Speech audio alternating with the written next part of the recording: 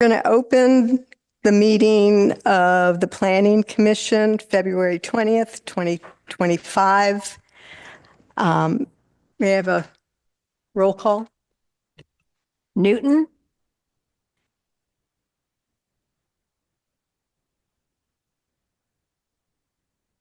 Could she hear me? Newton? Can we not hear? She's putting her ear in. Oh, okay. We're calling the roll. Newton? Here. Okay. Bela? Pfeffer? Kelly? Here. Petrone? Here. Jansen? Here. Acting Chair Swift. Here. Approval of the agenda. Do I have any changes from anyone on the agenda? If not, do I have a motion to approve it? Motion to approve the agenda. I'll second it. Newton? Aye. Kelly? Aye. Petrone? Aye. Jansen? Aye. Chair Swift. Aye. So I'm going to read the meeting protocol. The chair shall maintain order at the meetings in accordance with Robert's Rules of Order, and the Planning Commission has the responsibility to be a model of respectful behavior in order to encourage community participation and citizen input at Planning Commission meetings. The Planning Commission and the audience are expected to refrain from using profane language and/or ridiculing the character or motive of Planning Commission members, staff, or members of the public, and to maintain the standards of tolerance and civility. All interested persons are invited to participate in public hearings in order to give all interested persons an opportunity to be heard and to ensure the presentation of all points of view. Members of the audience should limit their presentation to 3 minutes, provide their comments by email, state their views and concerns succinctly, and submit any new documents to the planning staff first, directly or via email at planning@townoffairfax.org to be entered in the record. Now we're going to have public comment on non-agenda items. Anyone wishing to address the Planning Commission on matters not on the agenda but within the jurisdiction of the Planning Commission must do so by email, in person, or via Zoom in the manner described above. Do we have anyone in the audience that would like to make comments on non-agenda items? No? Do we have anyone on Zoom? I see no hands online, Chair Swift. Thanks. We have no items on the consent calendar, so we're going to go to our first hearing item, which is 62 Reedon Avenue, application 25-01. Can we have the staff report? Yes. In 1984, to address concerns that Fairfax could experience the impact of a firestorm similar to what occurred in the Oakland Hills due to its steep slopes, narrow width, and lack of parking in the hillside areas, the town adopted a preferential parking permit ordinance. It's contained in the vehicles and traffic section of the code, so it's not in the zoning ordinance. We don't get very many of these applications. The ordinance substantially lowers the application fees and establishes a process to encourage homeowners to construct additional parking within areas of the public road easements not being used for streets or sidewalks. The project includes a 34-foot by approximately 7 to 10-foot wide parking area and will expand an existing preferential parking space that was approved by the Planning Commission for the property in 1999, creating parking that will accommodate the current property owner's 2 vehicles. The expanded area will be created where an existing driveway that has a 42% slope is located. No permits can be found for this driveway. It doesn't appear in the plans for any previous additions to the residence, and it doesn't comply with Marin County steep driveway standards. I've walked past it for many years, and I've only seen like 1 vehicle ever use it. It was a truck, like during construction. It's really not safe to park and try to get out of the car on it. So as required by the town code, the applicant has demonstrated that the parking is being proposed along the property frontage in a location that will not have a negative impact on public safety.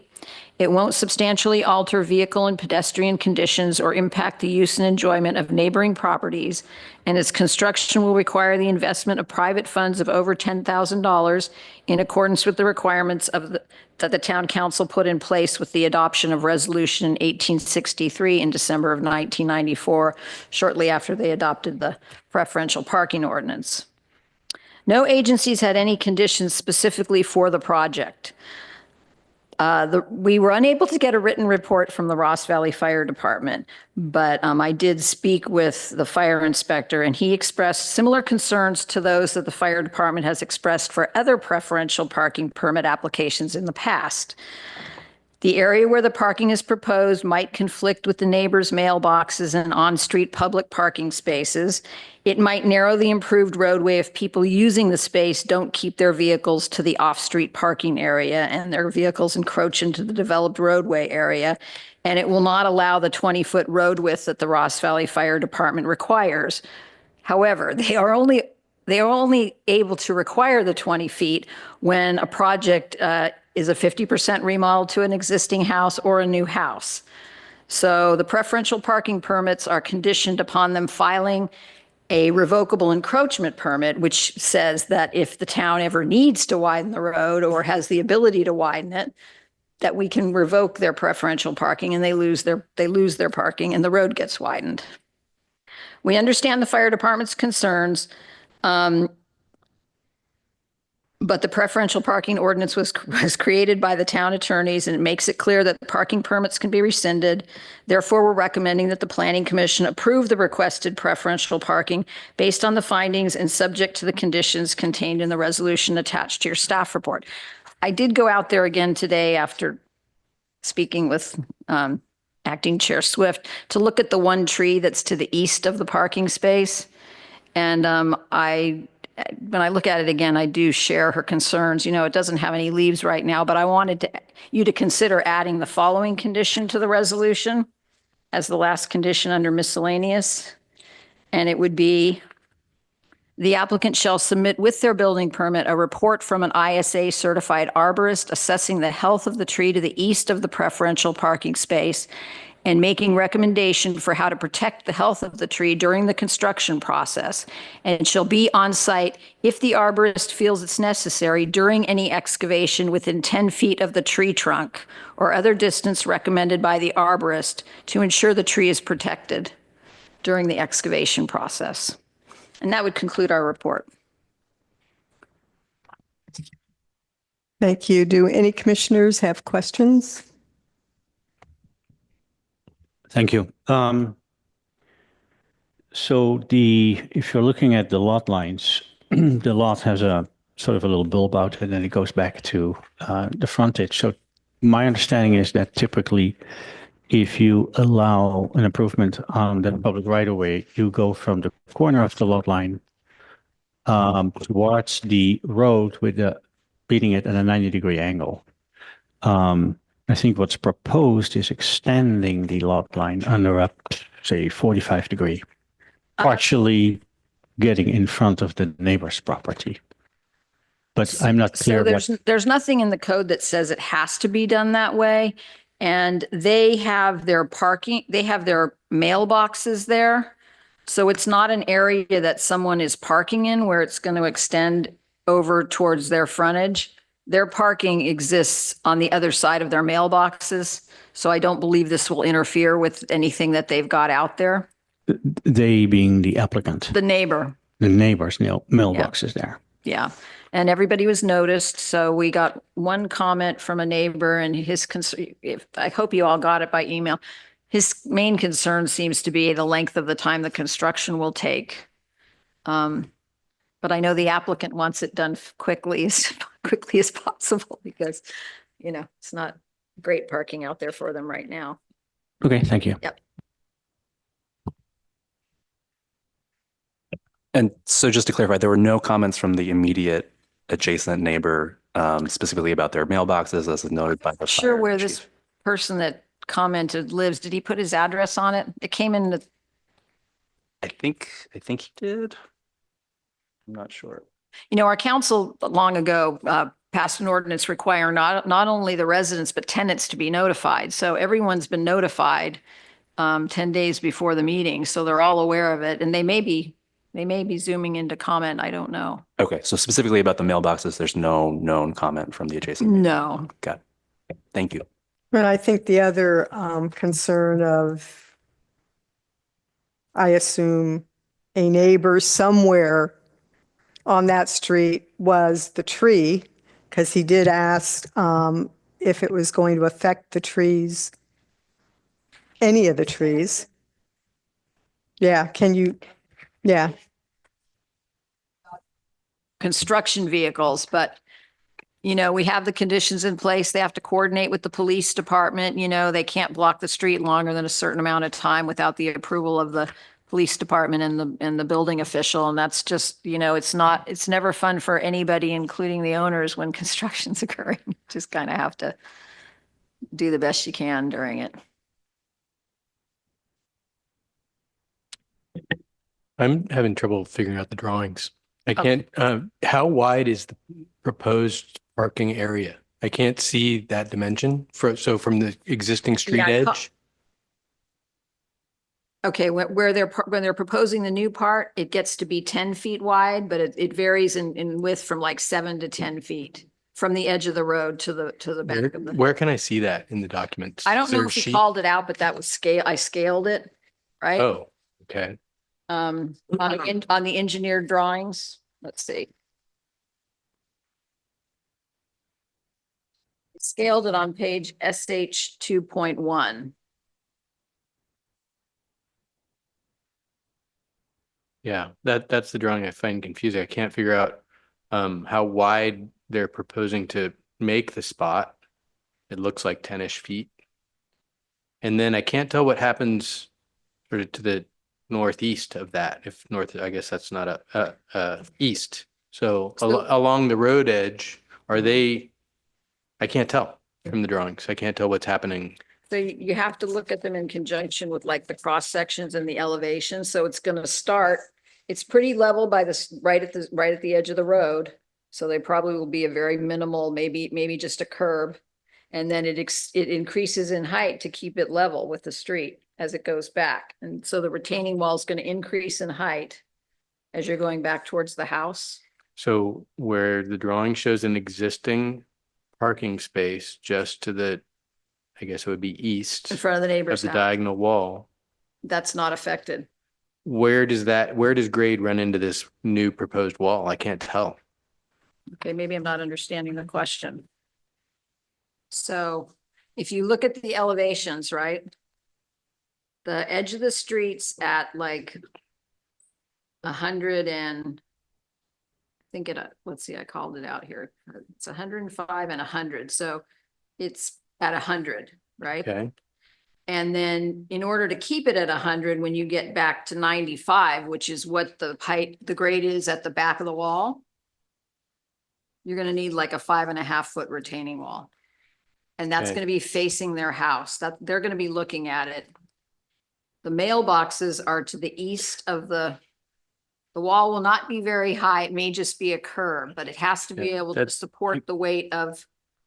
I think that's the other thing. I can't tell where the mailboxes are on these drawings. I can't tell any existing context on these drawings. So it's very difficult for me to evaluate it whatsoever. Okay, if you don't feel that they're adequate, you can continue it. You know, the Well, presumption is that people will try to get out there to take a look, but yeah, if you need more information. Well, I'm extremely familiar with this. Yeah, so I if you- walk past it every Right. day. So if you need more information. I- and you- but if I you need can't more tell. information And all of you agree, you can continue it and ask them for additional information. That's within your purview. Any other questions from commissioners?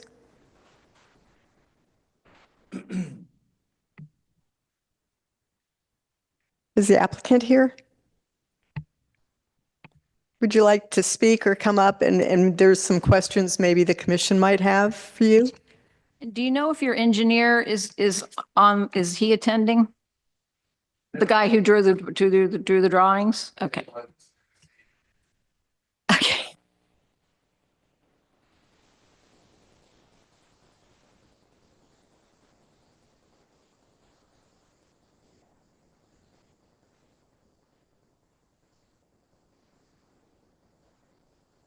Thanks. Okay. I mean, it's hard to describe because I see it every second. There's the driveway, and then there's the mailboxes that belong to that are our mailbox and the people across the street. The people of that property, they have a secondary road that goes down to houses below, kind of below the street. So the mailboxes belong to us and the three houses on the other side of the street. And they're, I think it's east. They're on the east side of the tree. So you kind of have a tree, then you have mailboxes on the east side of that tree, and then you have a parking space that the people across the street use that's just dirt. I believe the neighbor below us said that parking space used to be bigger and it collapsed a few years ago into their house. So now it used to be it used to be in parking and now it's parallel parking. And then there's the current driveway, and then there's the existing parallel parking that was approved in 1999, according to you. I don't know. They're extending that parallel parking to the property line, which puts it close to that tree, and the mailboxes are here. So the drawing probably doesn't have the mailboxes because they're not really on our property. Well, none of it's our property, it's city property, but they're not lined up with where our property goes down to. They're next door. So I think the drawing starts right at our property line. And the angle, you were saying 90, the reason it doesn't go 90 is because our property doesn't go 90 from the road. The road's here and the property is going this direction down the driveway, which is unusable. It's following the location of the existing illegal driveway that's been in place for a long, long time. So Yeah. nobody's used it, nobody's planted I anything tried. in it. I parked down once and it was terrifying. And then my wife did it once, and from our living room window, I just said, get it out of there. It looks, I mean, if anything gives loose, it'll just end up in our house, the car. And then we've had frosts, which we're not supposed to have frosts in Fairfax, but we had a frost, like 2 frosts in the last 3 weeks. So it's like you try to put a car on a frost. I don't know. It's scary. And I have a little teeny car. So I don't park, no one parks there. It's just a wasted space. So we're using up a parking space on the road that is in short supply. And so we're willing to put the money, it's a lot of money, to take our car out of the parking competition, I guess what you'd call it. And I think what she was talking about is the road is going downhill there. So to keep the parking space level, it's level, but the road's sloping down. So that's probably what you were talking about. I don't know the engineering part of all this. I just know what it looks like when I walk up and down. Is that?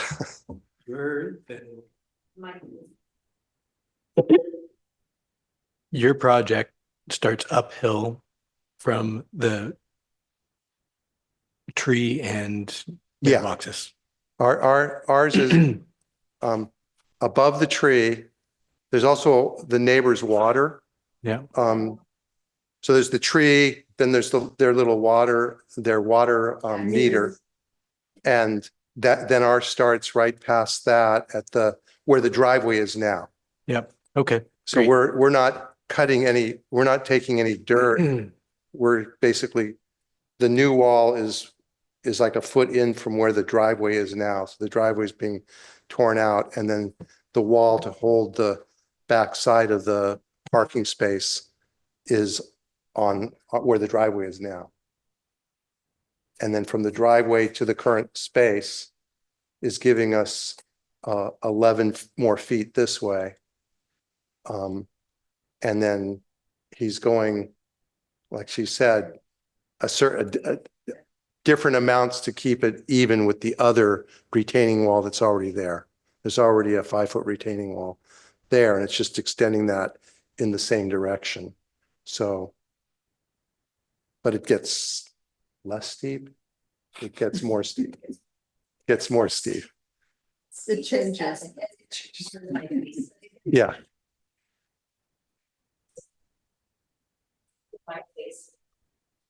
Yeah, you're correct. Anyways, It's steepest in the center and then it decreases as it angles towards where the driveway starts now because it's at the same elevation.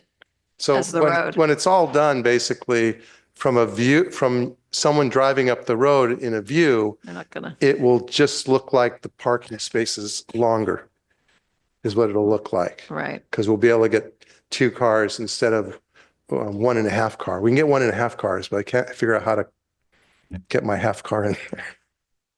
I actually tried that because I have the little teeny car and I can almost get it in there. It's like I'm a foot short. So Does any other commissioners have questions for the applicant? Thank you. And I just wanted to say, if you're just experiencing frost now, it's obvious you haven't lived in Fairfax long enough. no, I mean, because we wanted to, like we put in our garden, right? And so I was looking at, and on the weather thing, it says the coldest it gets here is like 34, but that's not really true. But that's what it said. So I said, oh, I could plant stuff that can hit 34, but I mean, in the winter, but you can't. Anyway. Thank you.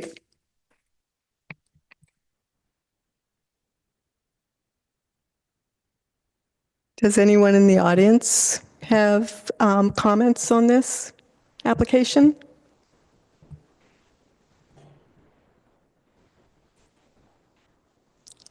Seeing none, anyone on Zoom? I see no hands online.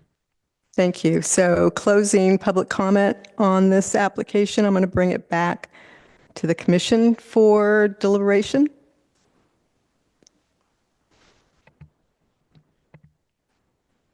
I just have a couple comments that that road right there is quite a pinch point. If we think that if staff believes that there's enough room that the fire department doesn't have issues, I'm just realizing that there's a stair directly across from this parking spot, a wooden stair, right, which creates a physical barrier. But I believe I do walk this hill every single day, so I'm pretty familiar with it, and I think it is probably safe. But I just wanted to make sure to at least state that I do think that that's a pinch point right there as you're going around the corner. And besides that, I really wish that we had drawings that really told us the story. We shouldn't be waving our hands to try to evaluate anything on this commission. So I think that's not the fault of the applicant, frankly. I think we need to make sure that we have adequate tools to make good decisions. And I don't think we showed up with that for this project today. Any other thoughts?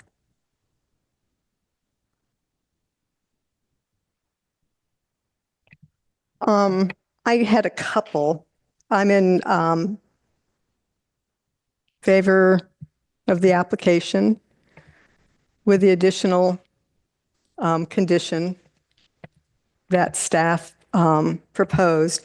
I did have a couple comments, though, in relation to Ross Valley Fire Department's comments in the staff report, where they had concerns about the placement of this parking area, that I would say once this application with a building permit went back to Ross Valley Fire, if they were making changes or did not approve what we have before us, and they were making changes to, follow some of the suggestions that they provided, like to move this elsewhere on the property, I would like to see this come back to us. Unfortunately for the applicant, but I would No, want to you're see it approving a back. specific location. And Okay. if fire refuses to approve it, then it's going to have to come back with a different Okay. location.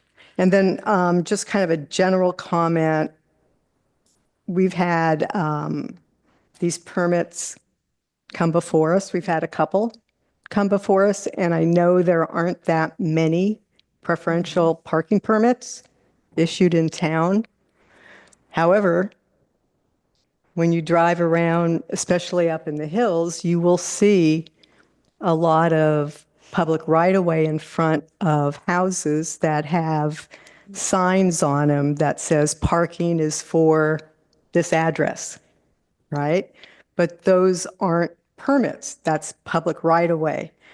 And I had asked staff if because the applicant has to, if this is approved, part of the process is they have to provide signage to say this is private parking, but there's nothing that I'm aware of that town identifies for these preferential parking permits, specific language that would tell others that this is permitted parking versus just public right-of-way that isn't specifically for the home that it's by.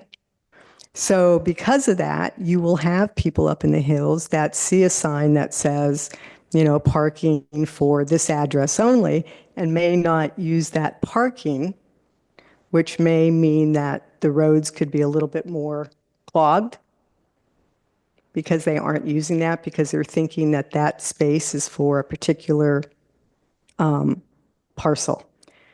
So I would suggest to staff that they could come up with language, specific language for these types of permits that identify them as being permitted by the town, that then makes it clear to the community what is permitted and then what is just public right-of-way. So those are my comments. And with that, does anyone have a motion?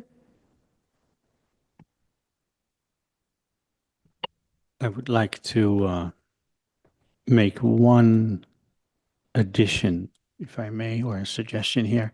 I think based on what I heard, it would be good to add to the resolution that the proposed project needs to stay clear of the existing neighbor's water meter.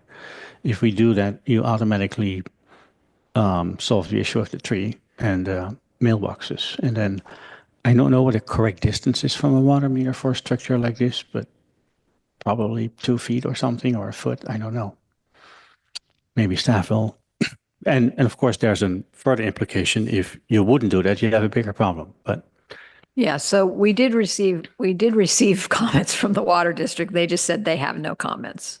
So I'm not, they must know where their own meters are, but. that presumes you can get very close. And everybody looks at it again, everybody looks at the plans again with construction drawings at the building permit stage. So I can make sure that the building department makes sure that they're aware of the location of that. So then I would propose to keep it simple. We don't specify the dimension. We'll just indicate in the resolution that it must stay clear of the existing water meter, period. As well as staff's recommendation. Sorry. As well as staff's recommendation for the tree protection Correct. Yeah, Okay. the water meter is and the water meters. right on the Okay. right side. So that is, All right. with that amendment, I'm ready to make a motion. Motion to approve. Ooh, let me get the resolution in front of me.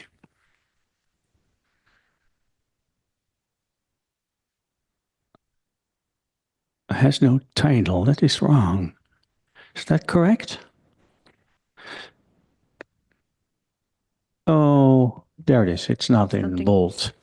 Motion to approve resolution 2025-01, resolution of the Fairfax Planning Commission approving application number 25-01 for preferential parking permit to expand the existing parking area within the Reedon Avenue right-of-way along the property frontage at 62 Reedon Avenue, with the additional comment to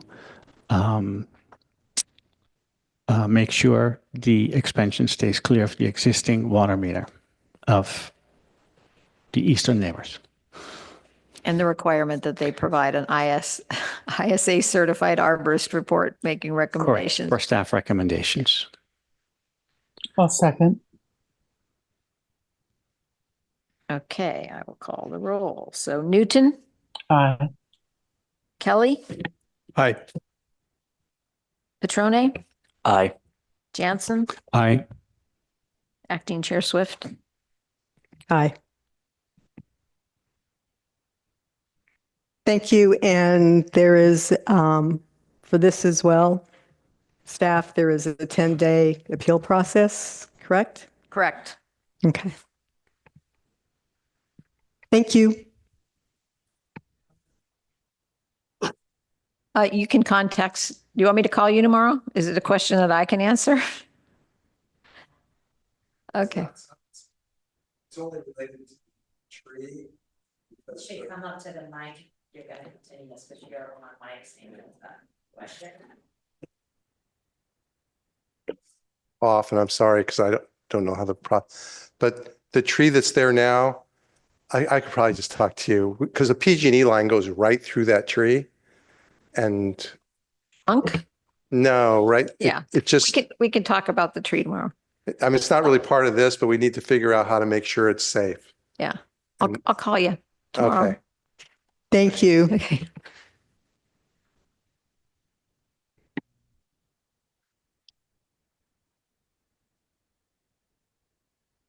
And with that, we're going to go to item 2, consideration for recommendation to the town council for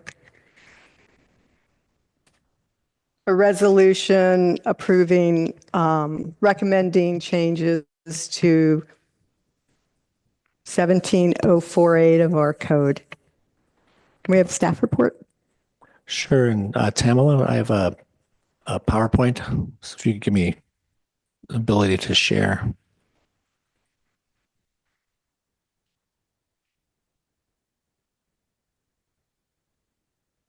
You should be able to share now. Okay. And I'm going to turn it over to Kara Spencer to do the presentation. Okay, so this is about the recent last year amendments, so a couple of bills. So you can go to the, where do you want me to just? Okay. Okay, so last year the state legislature passed 2 bills amending the state government code related to accessory dwelling units, ADUs, and junior accessory dwelling units, JADUs. And those bills were AB 2533 and SB 1211. Both bills were signed into law by the governor and went into effect January 1st of this year. The state government code related to ADUs and JADUs supersedes the town's ADU, JADU ordinance. And the town is required to amend our ADU, JADU ordinance to be consistent with the state government code related to ADUs and JADUs. So adopting the amendments will ensure compliance and consistency with the state government code and also provides an opportunity to clean up various typographical errors. So staff recommends that the Planning Commission conduct the public hearing on the matter and adopt the resolution before you, and that's Resolution 2502. That recommends the town council adopt the proposed amendments to Chapter 17.048, residential accessory dwelling units and junior accessory dwelling units of the town code. So AB 2533 made various changes to state ADU law regarding unpermitted ADUs and unpermitted JADUs. So prior to AB 2533, the town was required to issue a permit to legalize an unpermitted ADU constructed before January 1st, 2018, unless the building official made a written finding that a health and safety violation existed that needed to be corrected to protect the occupants of the structure or the public. So AB 2533 changes this by expanding the amnesty from 2018 to 2020 January 1st, 2018 to January 1st, 2020. And JADUs are also included in the amnesty now. They weren't before. So the AB 2533 also requires the town to provide applicants with a checklist of substandard building conditions and to inform applicants that they have the right to obtain a confidential third-party code inspection of their unpermitted unit. And that can be done by a licensed contractor, and then they can do that before submitting their permit application. And it also authorizes the town to conduct inspections of unpermitted ADUs and JADUs constructed prior to January 1st, 2020. And we conduct those inspections for compliance with health and safety standards. And we also would be required to provide recommendations on how the property owner could, or whomever could comply with the health and safety standards. And AB 2533 also prohibits the town from imposing penalties for unpermitted units and requires approval of permits necessary to correct any non-compliance with health and safety standards. So that's AB 2533. So SB 1211 made various changes to state ADU law regarding replacement parking and detached units on lots with an existing or proposed multifamily dwelling. So it specifies that uncovered off-street parking spaces demolished in construction with conjunction of an ADU do not need to be replaced. So if you're building in an ADU and you convert your garage and then you go into your driveway, you don't have to replace the driveway parking. Or if you only have surface parking and that's where you can build your ADU, then you don't have to replace that surface parking.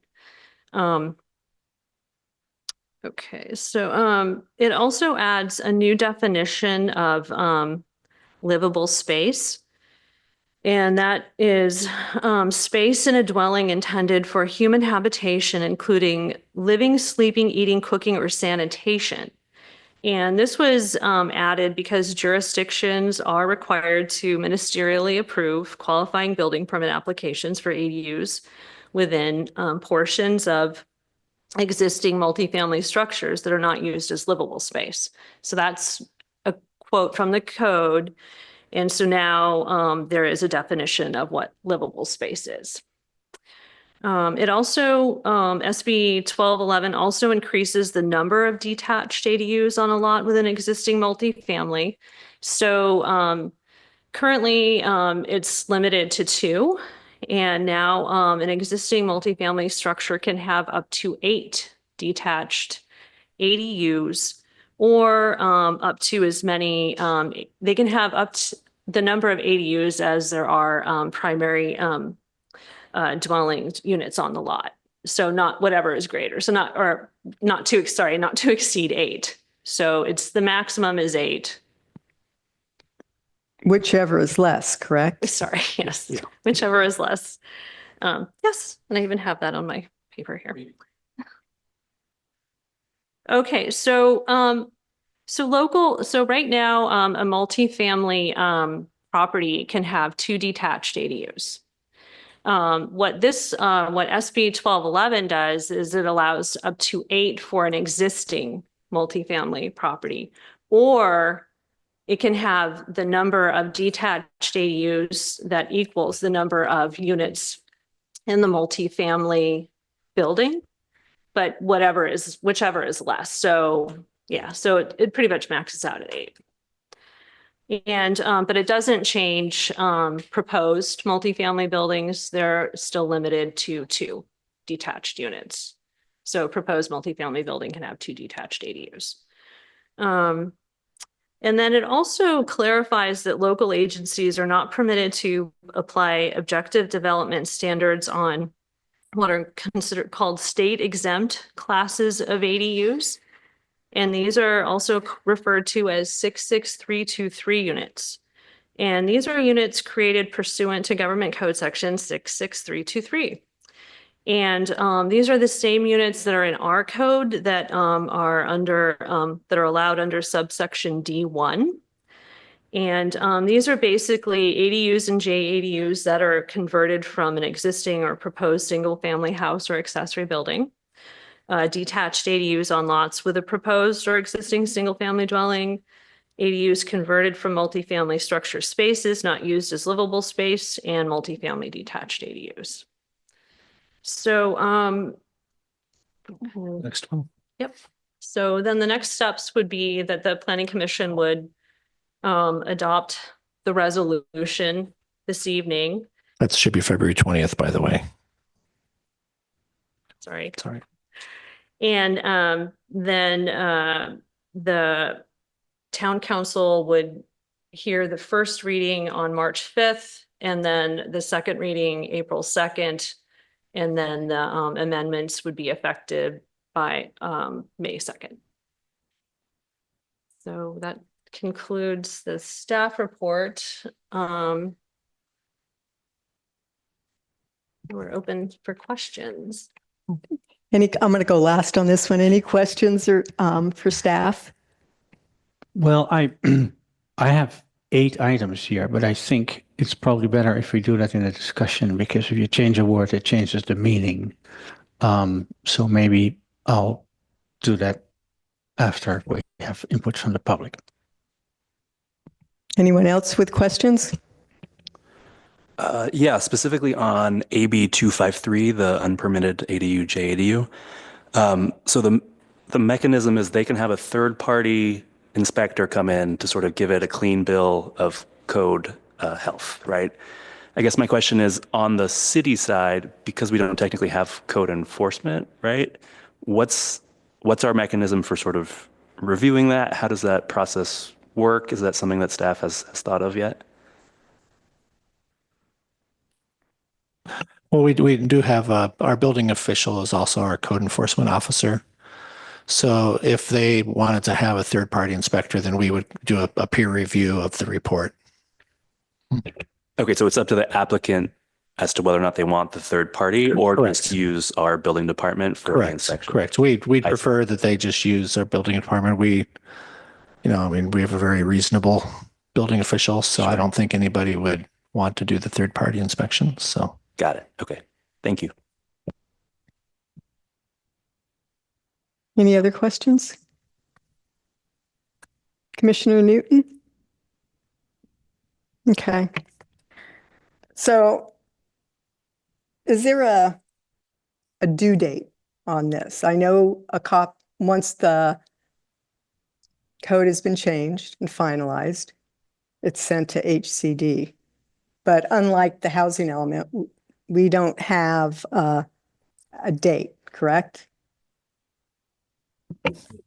I don't think we have a clear answer on that. I mean, in the past, like when they did ADU ordinances in the past, because they do this to us every year, it seems, they wanted us to have it done by January 1st of the year. And this time they did it a little bit different. They put in a provision that the state rules are going to be in effect regardless of what you have on the books. So right now our code is not applicable.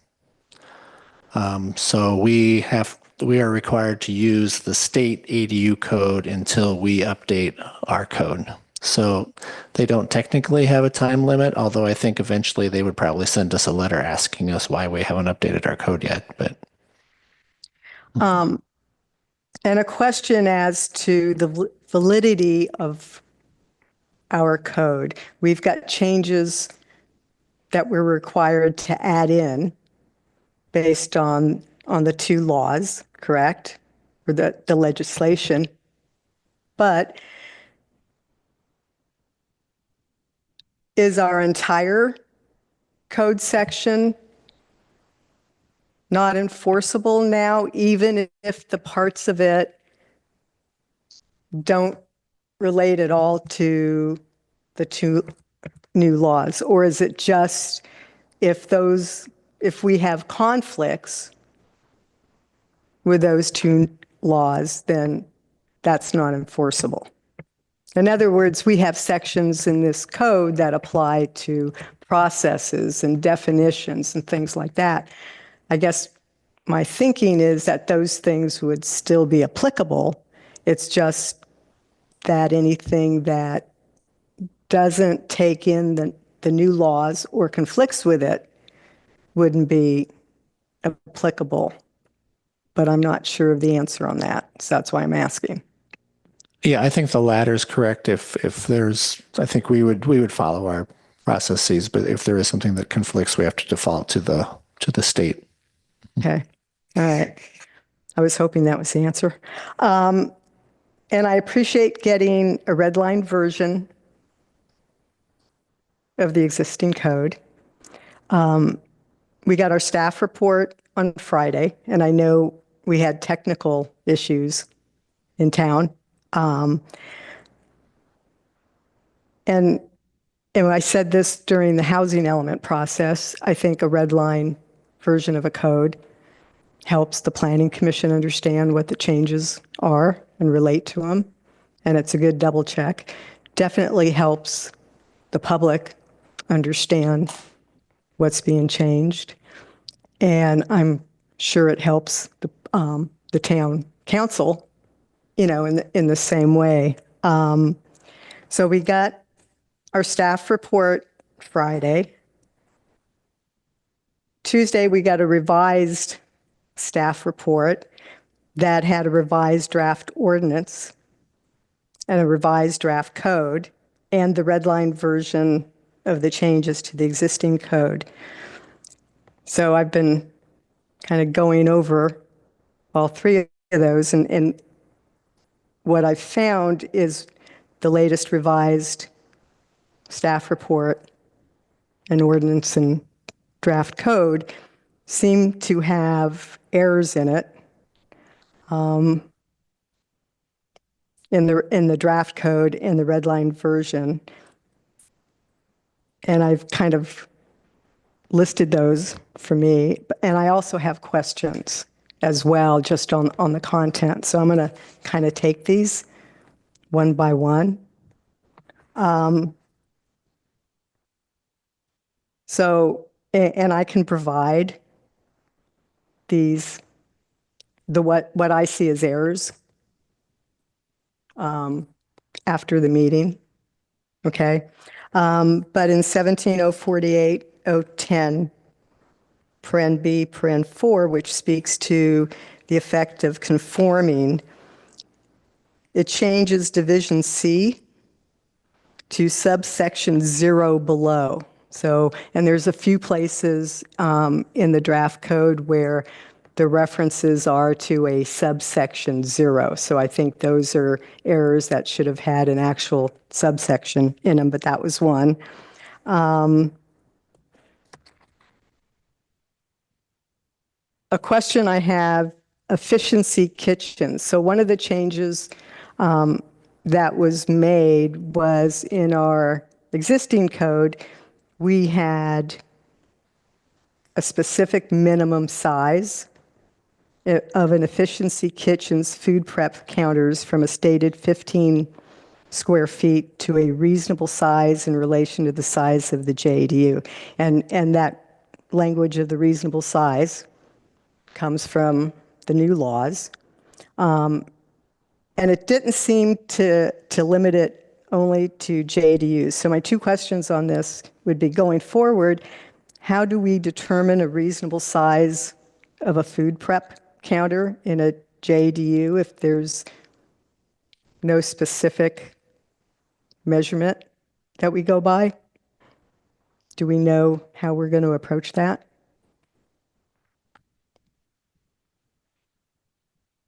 Well, to tell you the honest truth, I wish they would have let us keep the 15 square feet because that's an objective standard and that's supposedly what we're supposed to be using. But This has come up with we checked with our attorney, and this has come up with other jurisdictions that they've worked with, and they've gotten letters back from HCD that has required them to use this precise language, unfortunately. So anyway, so we were advised not to change it. However, I think we would probably start with, if we're looking at a JADU, we would probably start with, 15 or something reasonable. And we would look at it again objectively and make sure that we could say with a straight face that that would work as a counter space. But unfortunately, we're stuck with that solution where we have to kind of do it at a staff level. And can efficiency kitchens be included in ADUs, or are they just relevant to a JADU? Just the JADU. Right.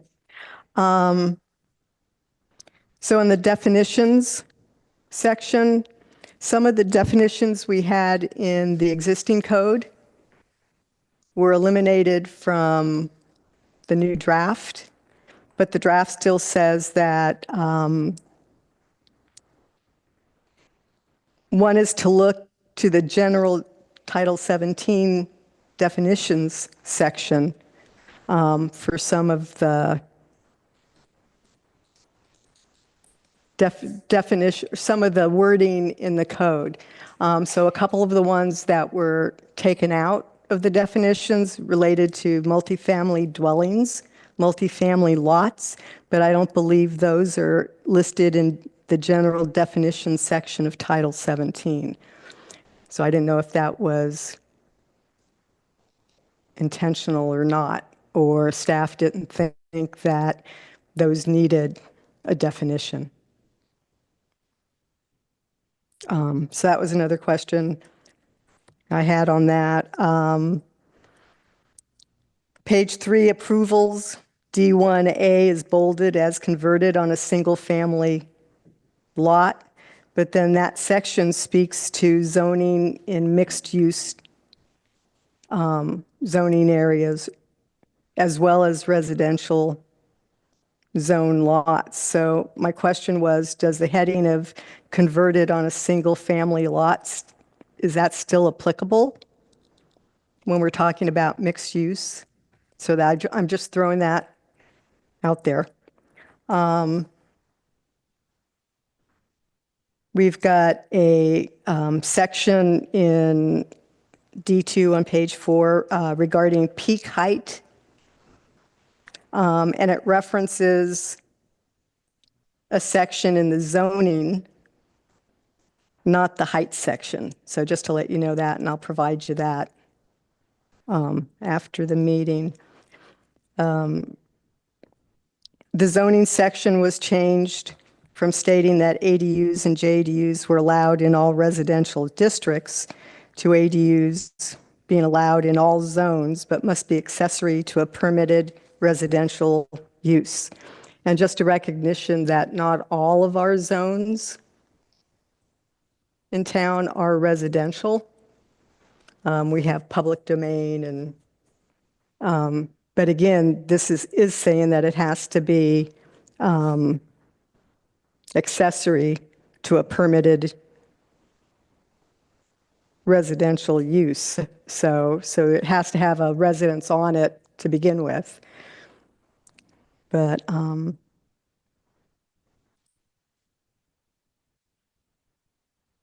page 8, related to height under general ADU and JDU requirements, seems to be missing, the red line version seems to be missing a section reference, and it doesn't agree with the revised staff report draft. But aside from that, my question is, because this deals with the height of the ADU in relation to like half a mile of a appropriate transit stop. So we talk about ADUs being maximum of 16 feet, but if they're within that half mile, they can be 18 feet. But then we have in there that it can take it to, which would make it 20 feet. So my question is, what is the maximum height an ADU that is not within that half mile can be? Is it 16 feet plus 2 feet in relation to the primary dwelling? And that, we'll have to go back probably on that, but it just wasn't clear to me, you know, what the maximum height on an ADU outside of that half a mile could be. A question, and I'll just, you know, I'm going to send these in, so for some of these, you're going to probably have to do some research and get back to me. The rental term. The draft states no rental term for shorter than 30 days. And I always come across this. But the government code in the ADU handbook states if rented, it must be longer than 30 days. So we've got less than 30, but can't be longer than, must be longer than 30. So I'm a little confused about day 30 and that.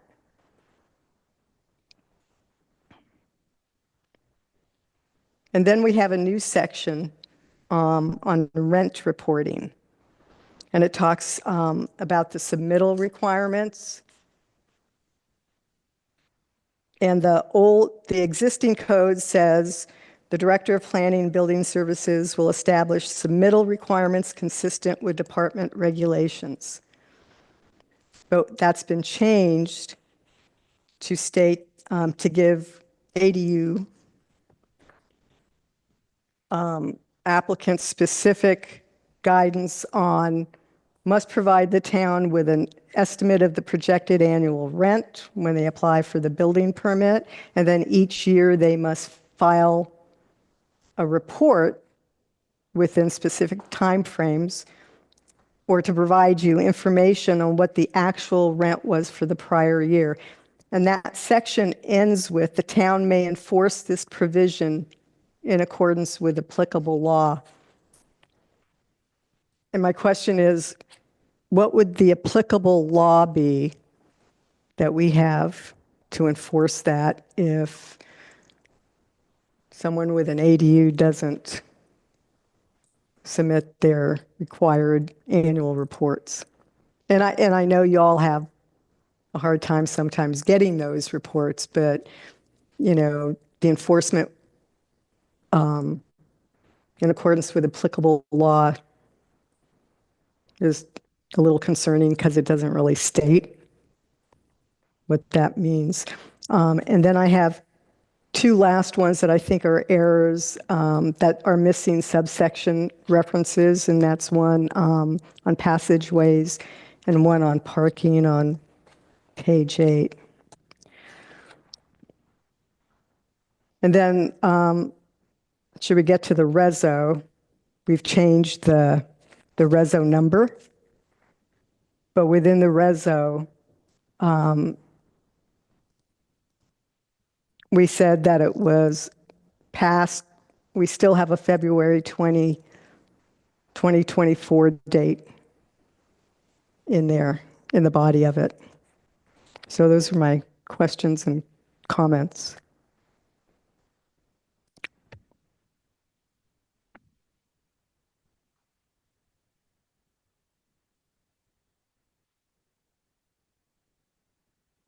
Did we want to get all the questions and comments, then try to go back through and see if we can answer them? So I think between Karen and I, we probably have them noted. Okay. So. Okay. Any other questions, comments for staff? No, we'll wait. Thank you.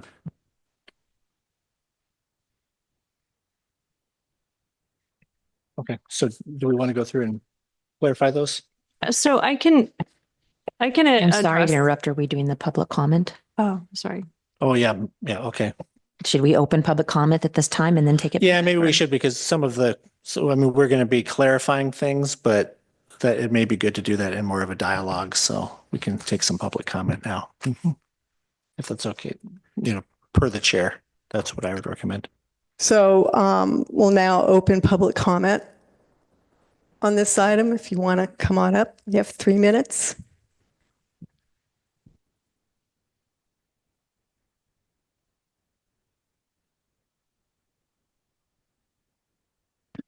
Good evening, committee members, staff members. Todd Greenberg, downtown Fairfax speaking.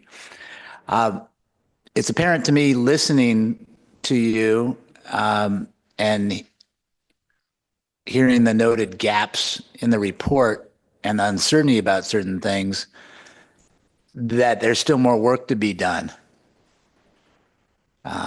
We all understand there's lots of change from the state, but before my time runs out, I'd like to recommend that you revisit this at the next possible planning commission hearing after the report is finalized and updated and made adequately clear for everybody. And each of your questions have been answered. That being said, I do have a number of comments of my own. This town went through 2.5 years of pain and cost with a misguided attempt without public input to change our rent laws to the strictest in California. It tore the town apart socially and financially and caused great harm. I'm concerned that some of what is being proposed here is restrictive, overly restrictive, and a backdoor method of putting in rent controls again. And the town separately, on the town council level, has just been addressing Airbnb or short-term rentals. This policy needs to be vetted to see if it coincides with the newly adopted policies for short-term rentals. And the town should not be in people's rental business. If we're trying to provide housing, if that's the aim, and I have reservations about how the housing is provided with the state laws, there's lots of concerns over evacuation, over parking, density, all kinds of issues that it would be nice if there were a way that this was more fully vetted. I understand that ultimately the state will say you need to do this and there's a gap period, but it would be nice if some thought were given to this. And my recommendation is, if it hasn't been done already, that every other jurisdiction that's looking at this, perhaps first with Mill Valley because they've got a similar hilly area, that what they've done or what San Anselmo's report says be looked at, because each of us can only know so much. And there's probably some good ideas in each of the other ones that are there. Thank you very much. Thank you. Anyone else in the room want to make comment on this item? Seeing none, is there anyone on Zoom? I see no hands online. Thank you. So I'm going to close public comment and bring it back for further discussion. And staff, as you address some of the questions we have, can you also clarify what the requirement is for reporting back to HCD on an annual basis on ADUs and JADUs, and the reasons that you have been requesting over the years since we've had ADUs on how they are, what they are being rented for, and what that purpose is versus a rent control approach. Yeah, currently we just do an informal survey to get a rough idea of what the rents are so that we can divide the ADUs into the categories of kind of very low, low, moderate income, or above market. And then we are able to populate our reporting spreadsheet that we submit to HCD that has that is towards the RENA numbers. So And so we've actually been doing that kind of proactively, or Linda's been doing that for years proactively. And so what's in the code, what's the state has added in the code is a little bit of a different approach, which we will be doing going forward, starting this year, is that before we issue the occupancy permit for the ADU, we will be getting an estimate from the applicant about what they think they're going to be renting it for. I mean, sometimes they're just letting a relative live in there, so the rent would be zero, but they may be renting it to a third party, and then they would know approximately what that rent would be. And so then they would be required to report that to us as it says in here.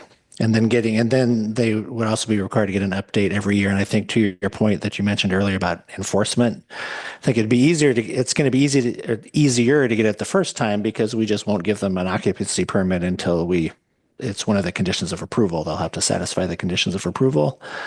But in subsequent years, it probably will be more difficult to get that information. Okay, so it's basically what we have been doing every year anyway to provide HCD information on our housing, Right. additional housing stock and where that fits into Exactly. the categories. Yes. Okay. And then at some point you could address the last part of that additional section, which talks about in accordance with subject to, and I don't have it in front of me.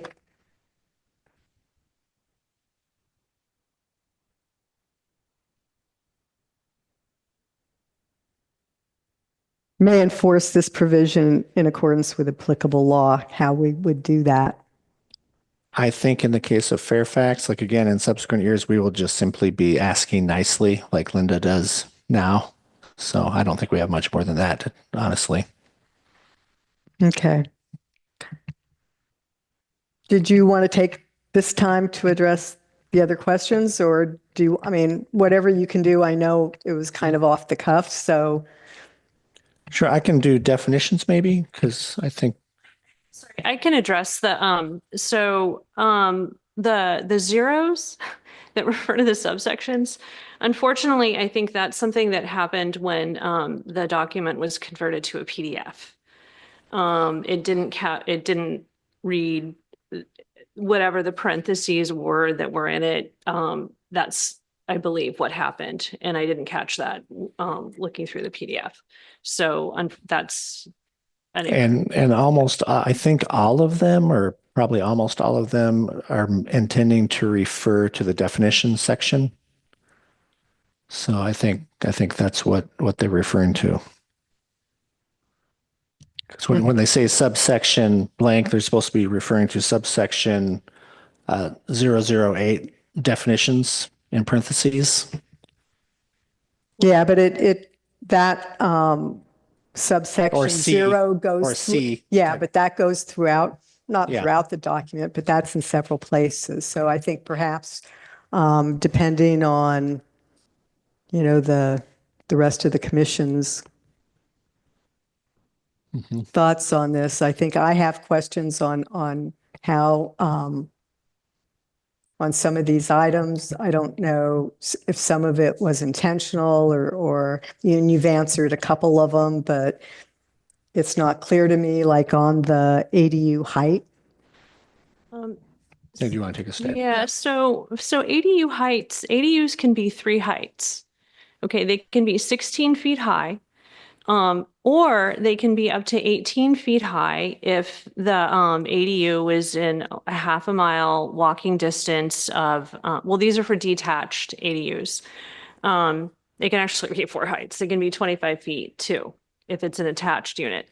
But for detached ADUs, they can be 16 feet high if they have 4-foot side and rear setbacks. And they meet our maximum size, which is 1,200 square feet. They could be less than that too, of course. They could be as small as 150 square feet. they can be 16 feet high. If that property is within a half a mile walking distance of what's called a high quality transit corridor, and if you look up the definition, I don't have the exact code language in front of me, but essentially it's a transit corridor where the bus stops or transit stops during commute hours, this bus stops every 10 minutes. We don't have that sort of bus service transit system in Fairfax, so that's not going to apply until we get one of those types of. And then the ADU can be up to 20 feet, and that's to match the pitch of a roof if it has to on the primary residence. A detached ADU, sorry. So outside of that half mile, you go from 16 to 20 feet? Yes, Sorry, so outside of that half a mile, yes, an ADU could go from 16 to 20. yes. Okay. Well, to match the pitch of a roof. So it can only go up to the 20 feet if it has to in order to make it match the pitch of the roof on the primary residence. And I don't think that's probably going to happen very often, but that is a provision.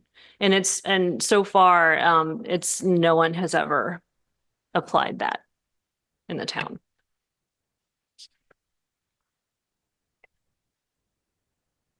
Okay.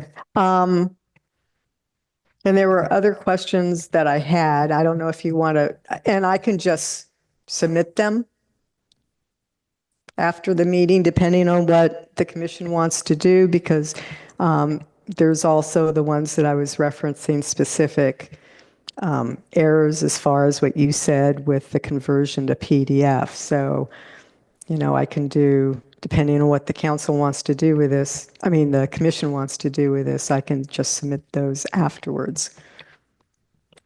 If I may, Chair. Yeah, I have a number of items that I believe we need to discuss. They're substantial. They're not errors.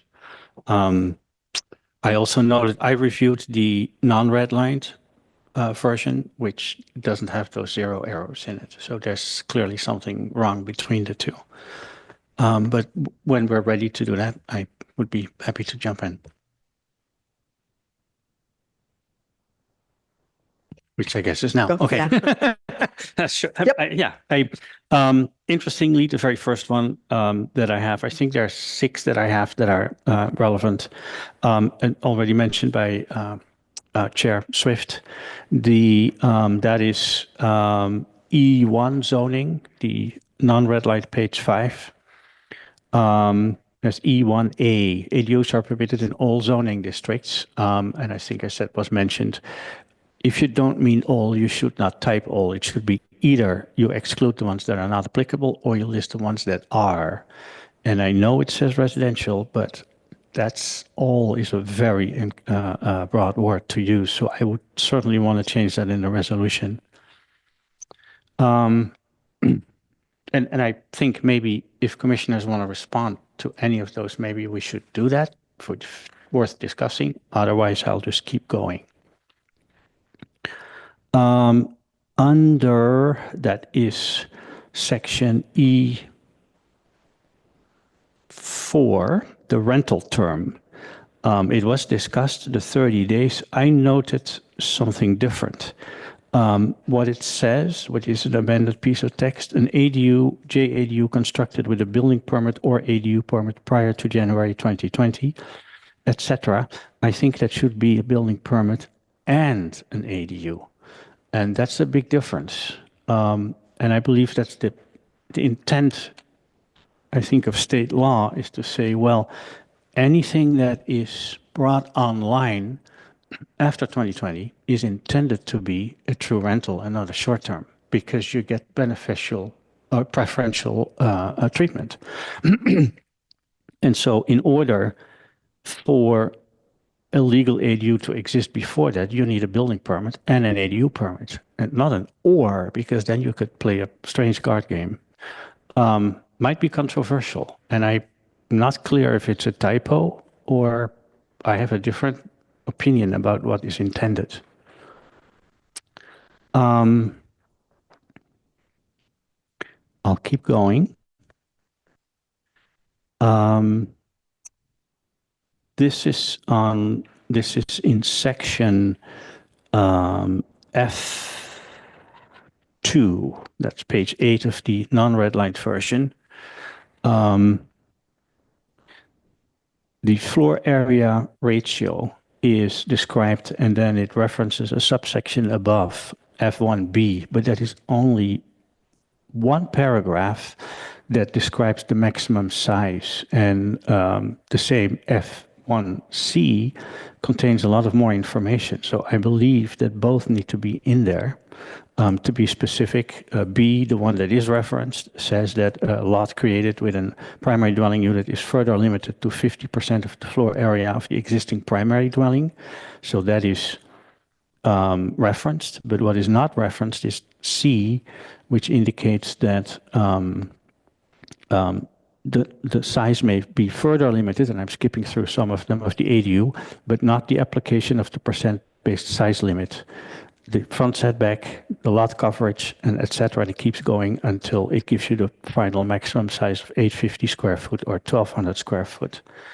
And I think there's a one particular section is referenced instead of all of them, and I believe that gets convoluted, and I'm not sure that is correct. In setbacks, you have the same thing, only F1B above is referenced, but not C. So it happens twice. So that is in F2 and F3. I'll go, let's see.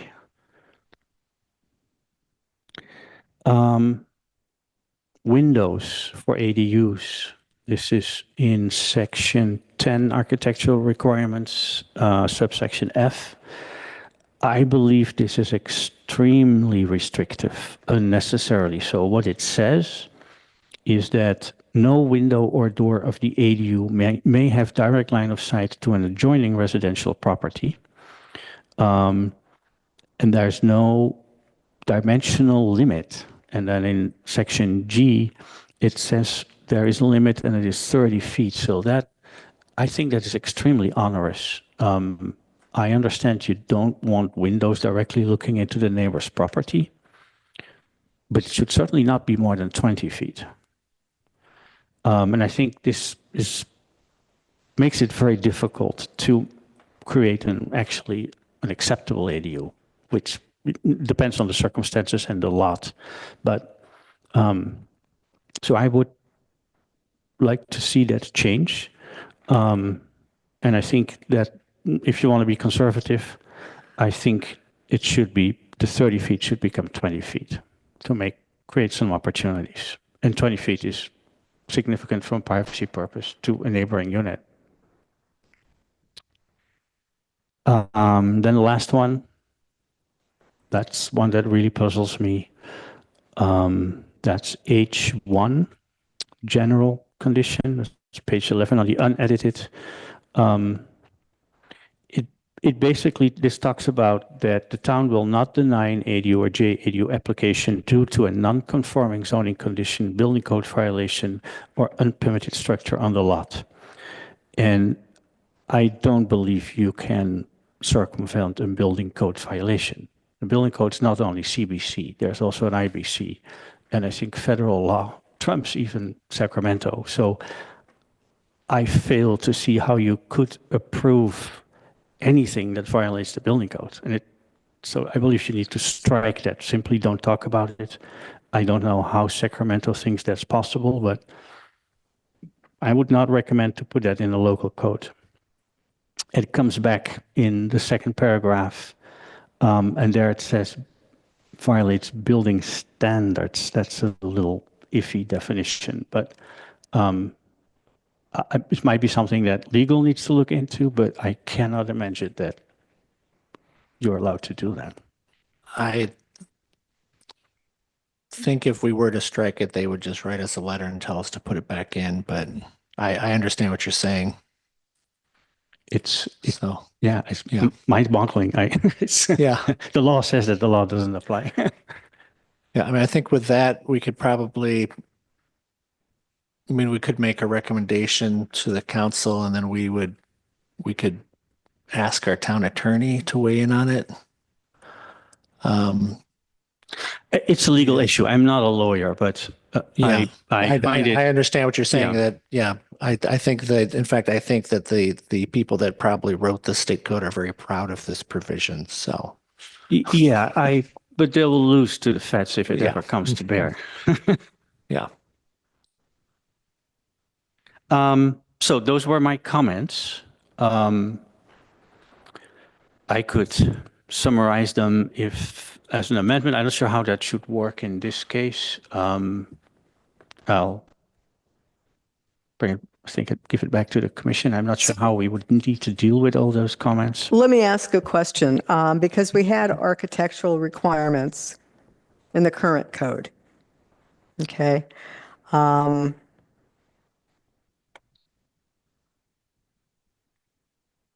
They weren't as extensive as the ones that are in the draft. So where did the additional ones in the draft come from? Did they come from our odds work or other aspects of the housing element changes we made? I mean, we talk about, I think in here, and I didn't raise it, but I think we talk about dark sky compliancy, and we talk about light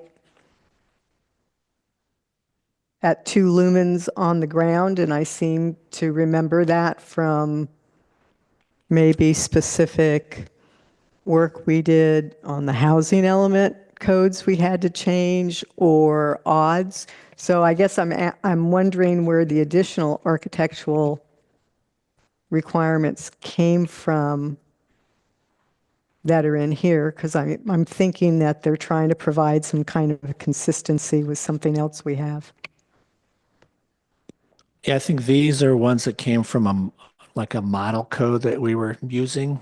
But if we wanted to make it less restrictive than the state code, like make it easier to do ADUs, then if we were to strike all of these architectural requirements, I don't think the state would care. So you have Well, we might. flexibility to amend these as much as you want. So nowhere else in our zoning code changes we made in relation to the housing element itself are similar to these architectural requirements. Well, I did pull in the dark sky, the exterior lighting must use dark sky compliant, fully shield. Because we don't even use that with the 2 lumens piece. So that's why I was, Right, yeah, that 2 lumens piece you're reflecting, that is definitely in our existing zoning ordinance. So I did pull that out and I replaced it with the dark sky provisions that we currently use in our conditions of approval. So that's what's reflected in the current red lines. But as far as these other architectural standards, yeah, I mean, if this is where the planning commission could amend these as much as they liked, and it wouldn't run afoul of the state requirements.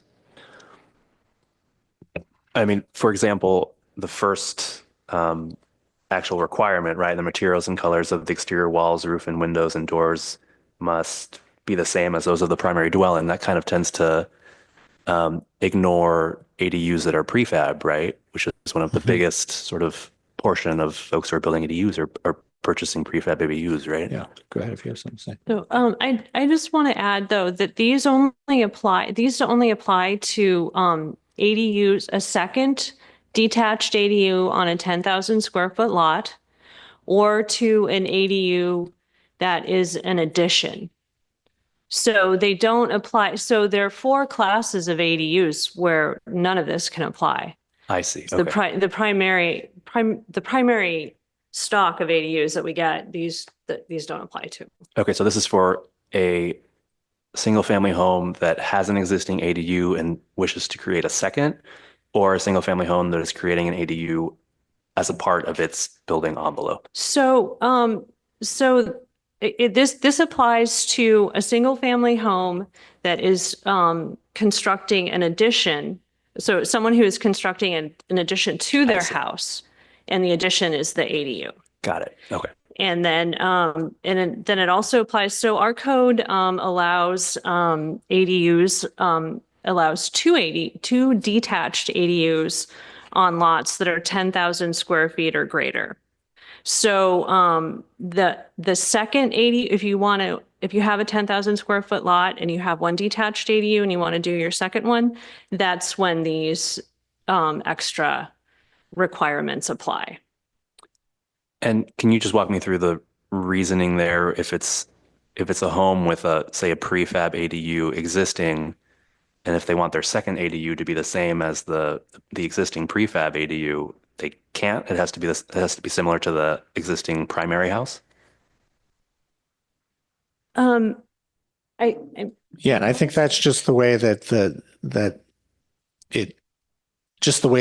state law is structured, because they're trying to allow all these certain types of ADUs with just a building permit. Sure. And so we can't apply objective standards to those. And so where we can apply the objective standards would be that addition configuration, and then just that second ADU, because that falls out of the state law. I see. But Okay. we could, we could exempt them to also, to your point, it's, yeah. we have flexibility if we want to be more lenient. But you could, in that respect, you could state that if there's already a prefab ADU, then there would be the ability, and it could be written in here, that maybe the second ADU matches Yeah. the first what you're one, saying. right? Yeah. To make those more consistent. I mean, I think, Yeah. no, go. I just had a very specific example question. Say the existing residence is 1930s redwood siding building. Does the ADU have to be 1930s redwood siding? It seems to me by this language it would. And it's so therefore it's not fire resistant. It's not probably even easy to do. Yeah, I think previously the code had said must match. Yeah. But I guess you could define what match means. If you have the primary that looks a certain way, then you could get materials that aren't 1930s redwood, but that have a similar look, Right. so that they Yeah. So we look that can just way. change that from same. Yeah. Okay. Sort of what I'm hearing, and I'm just going to throw this out here, and this is one of the reasons I asked if there was kind of a specific timeline to finalize this, is I think between, the original staff report, the revised, the questions we have, and comments and potential errors between them, that, and knowing how, when we did have a hard deadline, when we worked, zoning changes to support the housing element, we did have to go through things quicker and get them processed, from us to council. First reading, second reading goes into effect. That whole process, we were up against a wall. I don't see we're up against that same wall now. And especially when I asked the question about,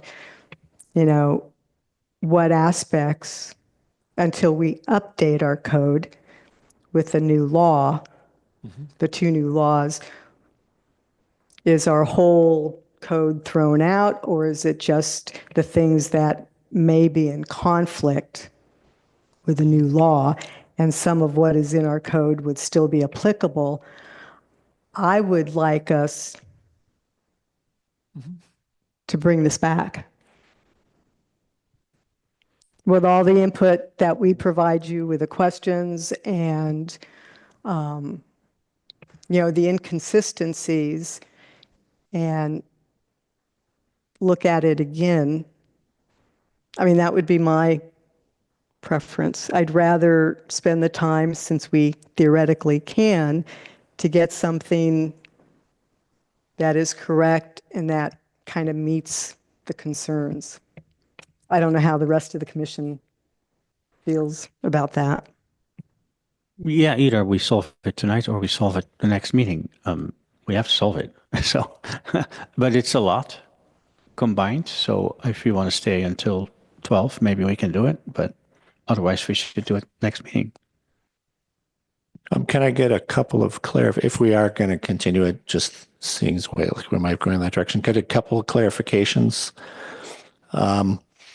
So in terms of Commissioner Jansen, you had mentioned that there may need to be a residential in front of the zoning related to an ADU, I think, under, let me find that again.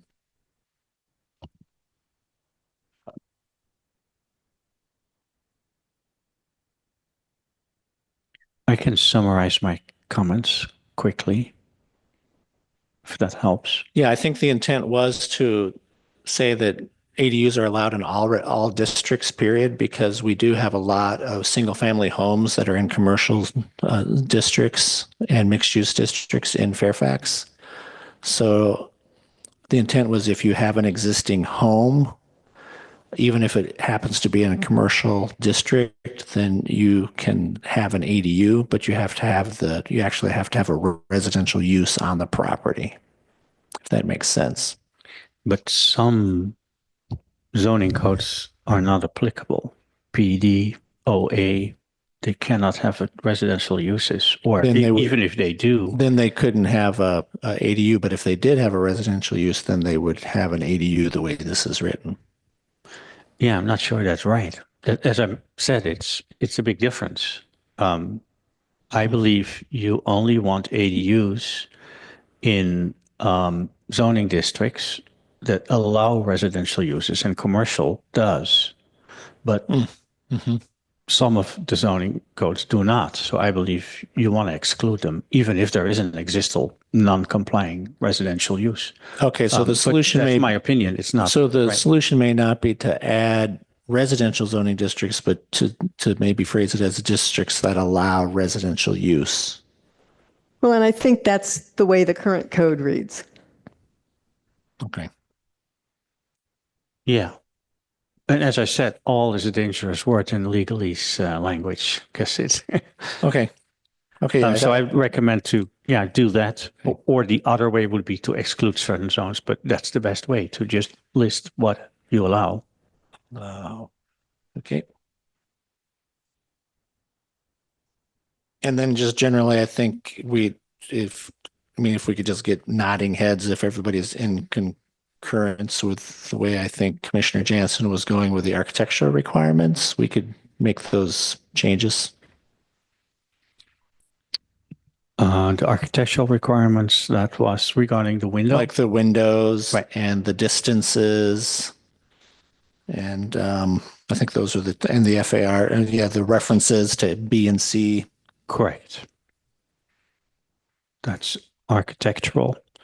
And then the other one that is, I think, somewhat important, that's the rental term. So right in Fairfax, we do allow short-term rentals, and that's not all cities around us do that. But when the ADU already exists, it's grandfathered in that people can continue to operate it the way they've always done. But that means it must have existed legally, because otherwise you run afoul with what the state intends is. If you take benefit of the current state ADU regulations, you cannot then flip it around and make it a short-term rental. And I believe that's correct. And if you want it that way, it should say building permit and ADU permit. Now, an ADU permit might not be required in certain conditions, but that's okay. Then it is not required by a different section. But you always need, it's not an and or, because that would be, I think that's tricky. That's not correct. Well, and my question on that too was to going to that 30th day. Yes. How do we, Make it 31 days, then you're good, right? Shorter than 31 days. That's longer than 30 days, then it's compliant, consistent with state law. and I think, yeah, and I think that Yeah. kind of needs to be clarified because we have a short-term rental law. And I'm not sure right now how that's written, but that's, another thing we need to look at. It's a missing day.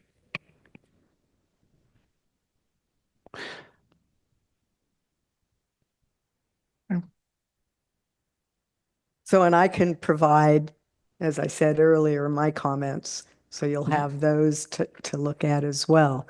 So it sounds like we may be in agreement to, and what's the continuing this? And would we need a motion to do that? Yes, please. So does someone want to make a motion? Oh, and can I clarify one Yes. thing before you do that? So you want to probably continue the public hearing so that you can have more testimony at the next meeting. So anyway, Yeah. Make a motion to continue the agenda item. I'm making it up here. Give me where agenda item 2 to our next meeting to incorporate comments discussed today and to allow for second public input. I'll second.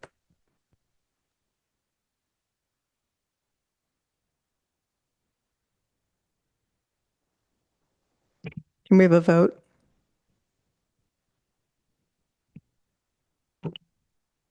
that's right. I'm so used to Linda being here to help me. Okay, Commissioner Newton, Aye. Commissioner Kelly, Aye. Commissioner Swift, Aye. Commissioner Bertrone, Aye. Commissioner Jansen. Okay, yeah. Great. I'm sorry, I was supposed to chair Swift last, so kind of messed that up, but we got it across. It's temporary. Okay.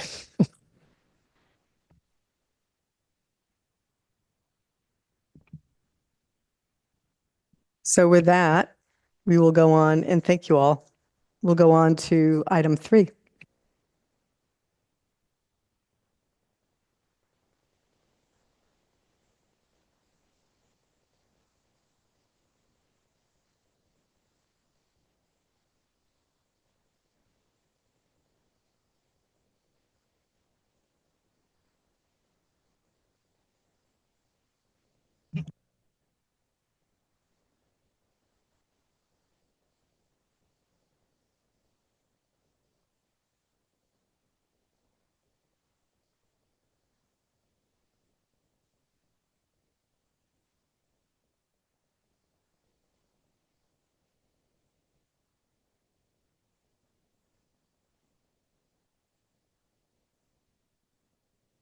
And thank you for getting this up online before the meeting.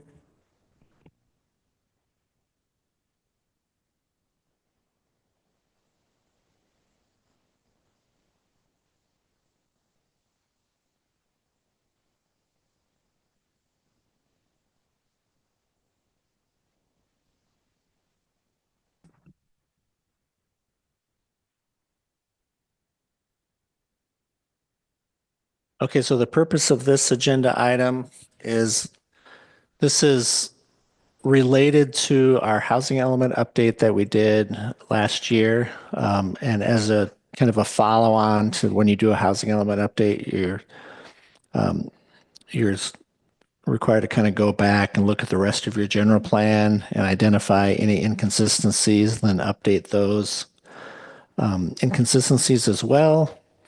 We're also taking advantage of this opportunity to do some cleanup and do some other things to make the general plan compliant with other provisions of state law.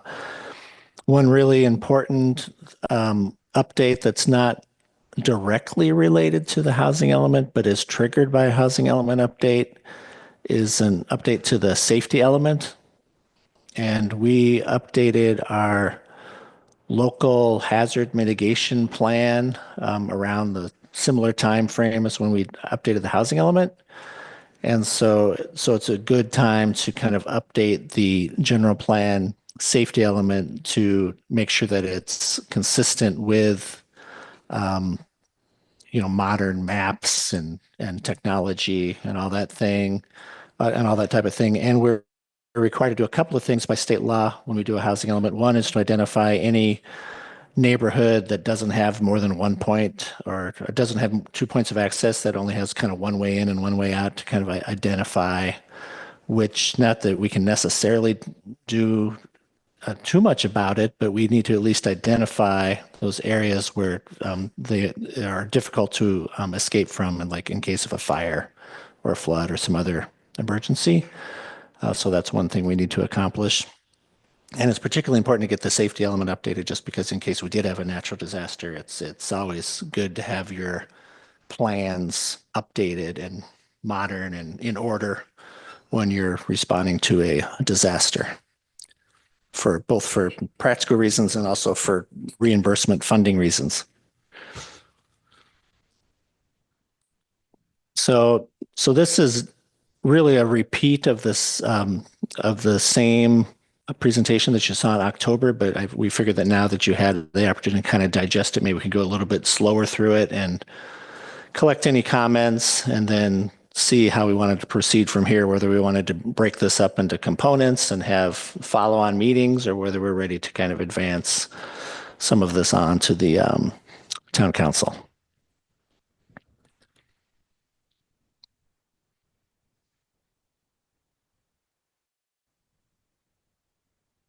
So first of all, the safety element is currently organized around 4 goals. So it's kind of geological. It just goes through all the hazards: geological hazards, flood hazards, fire hazards, and community preparedness.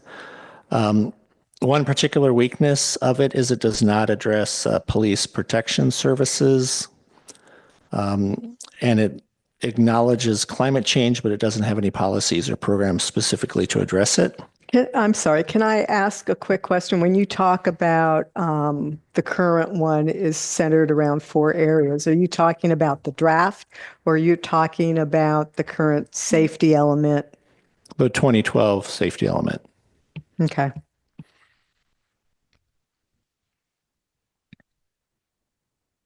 And so there's some new legal requirements. Again, I kind of alluded to this a couple minutes ago, but we are required to map and address risk and fire hazard severity zones. And we need to address we need to do a climate vulnerability assessment. I can't talk, and related strategies. And we need to evaluate emergency evacuation capacity. So the first kind of recommendation would just be to restructure and rename the goals, but leave them more or less in the same order. And this is how we would recommend renaming them. So the geological hazards would have a protect life and property. I can't read this because of my windows are in the way. Protect life and property from natural and human-made hazards. So it kind of covers the geological hazard, but it adds additional information to the goal. The second one is minimize risk due to flooding hazards. Again, it kind of keeps flood hazards in the context of the goal, but then expands the goal to build community resilience to natural disasters and the effects of climate change. The third one is minimum risk due to fire hazards. So that's would be amended to be effective emergency response to disasters and emergencies. And then the fourth goal would be changed to responsive police and fire services that ensure a high level of public safety. So anyway, so that's kind of our first, how we'd recommend restating those goals. So are there any comments or questions at this point, or? Through the chair for me. Go ahead. Yeah, I think just listening to this, I think there might be a fifth goal that I don't see in here, and that actually relates back to our zoning. The way the town develops and we allow development has an effect on the safety. So I think that should be a goal by itself.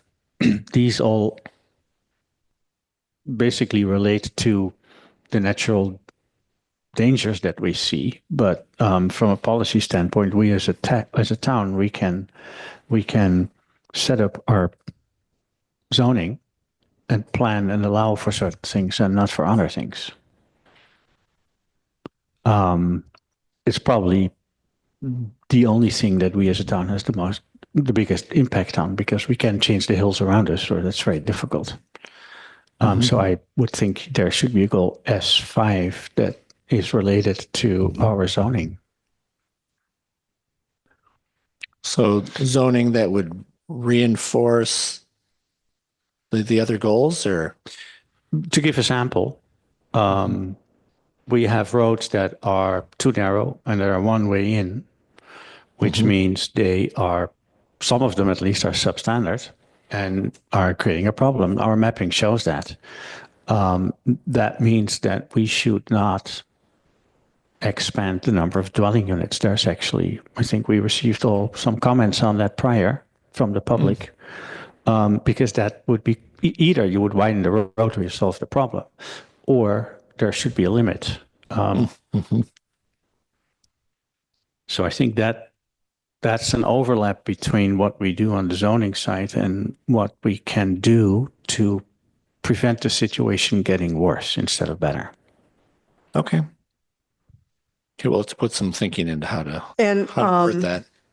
and I don't know if some of that, because we're talking safety now and we got land use, I don't know if some of that would kind of come under the land use area. And I will be honest that the last 3 or 4 days I've been dealing just with the ADU. So I haven't read through this recently, but I did go as far as looking at figure S-5, fire hazard severity zones. And what is concerning to me, and what was concerning to me when the town did work on the local hazard mitigation plan, is what you have in here is fire hazard severity zones in the LRA, a draft 2007. So, and it shows a high fire hazard severity zone in most of Fairfax.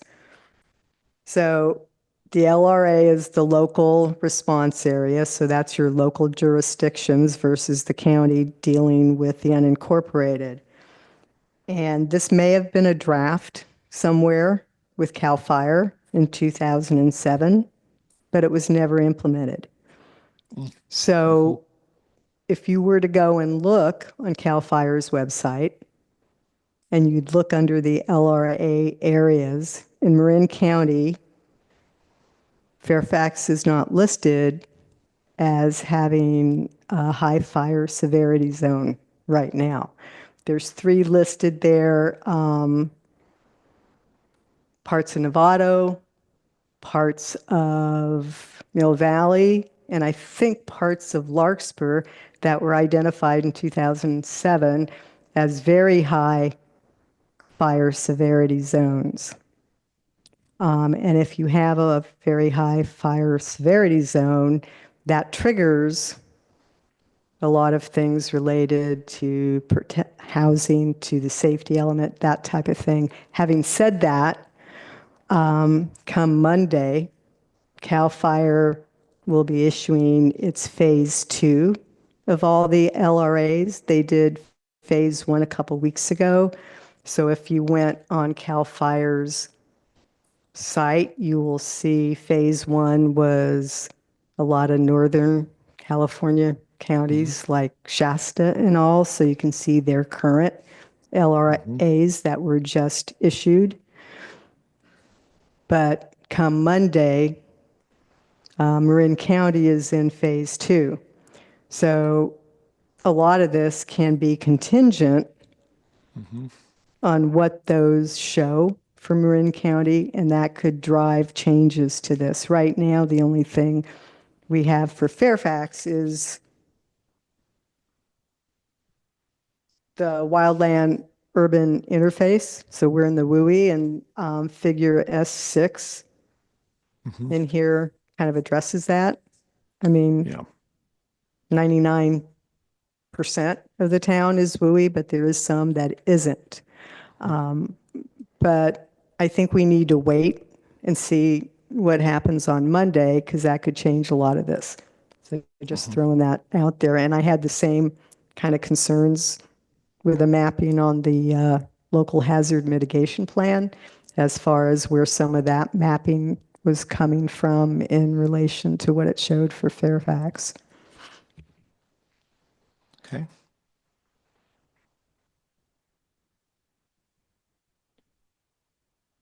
Okay, so yeah, so there is the next thing that we are hoping to do is we'll update the existing maps with the latest available data. Kind of to your point, is like if there's more recent data, we should be using that. So these are some of the areas where we have maps.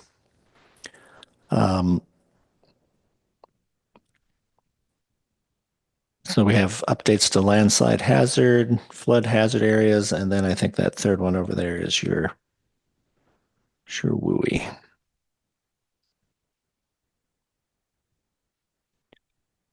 So we also have updates to partner jurisdictions, which may have not been totally reflected in the 2012 edition. So we now work with Ross Valley Fire, Marin Wildlife Prevention Authority, Marin Municipal Water District, Marin County, and we have kind of best practices to add in that may or may not have been used back in 2012.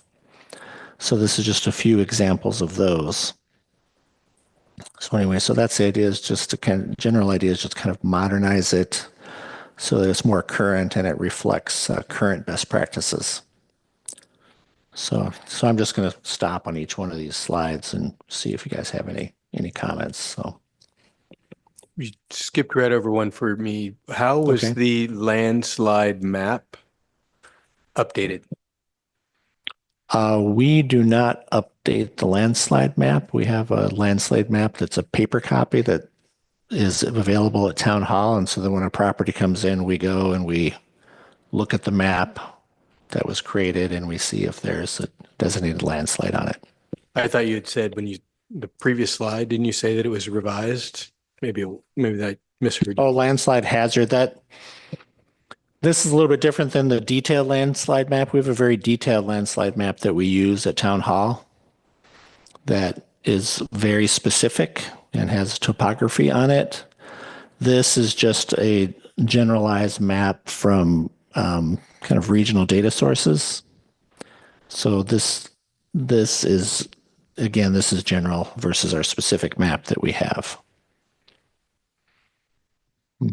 Yeah, we do not. The graphic was just updated to become more current, but Yeah, this graphic is just more current, but it's still not the detailed landslide map that we have at Town Hall,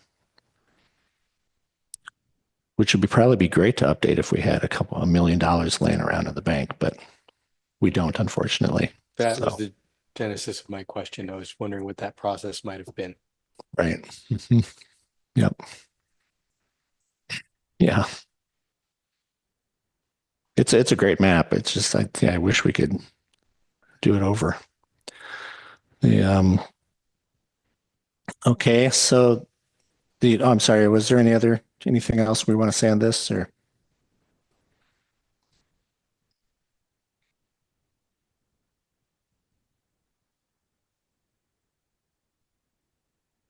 Okay. So the other thing that it's important to do is kind of incorporate the local hazard mitigation plan by reference. And that's actually a current, I mean, it sounds minor, but that's a current state requirement. They want everybody to have a local hazard mitigation plan, and they want the general plan to reference it. So they want kind of the state wants all these emergency plans to kind of be related to one another and to connect and kind of not conflict.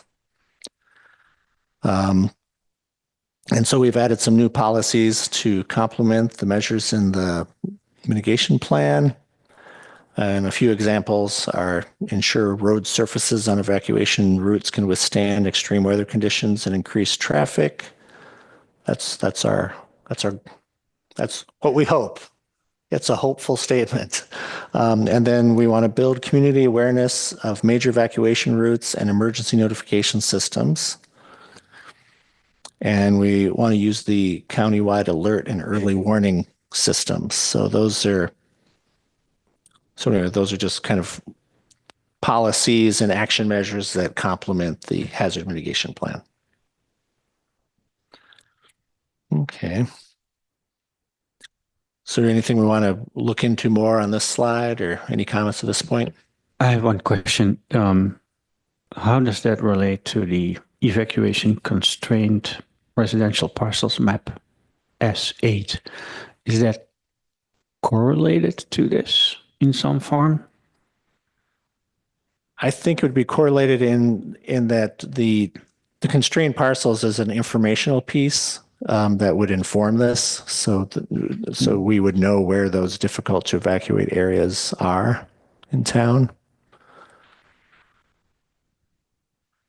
Well, yeah, so that's locating basically the parcels, but then there is an aggregate which seems to pull together different data sources.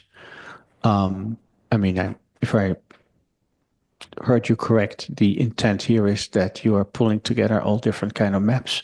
So does that get summarized in the aggregate evacuation difficulty? Does that take into account all those different aspects like the location, fire hazard, road condition? Yeah, the idea with this particular map is the aggregate difficulty. So, and I think there's different sub maps that probably go along with this to create it.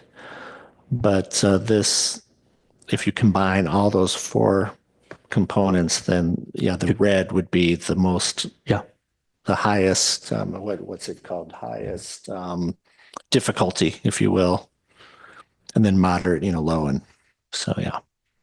Okay, thank you.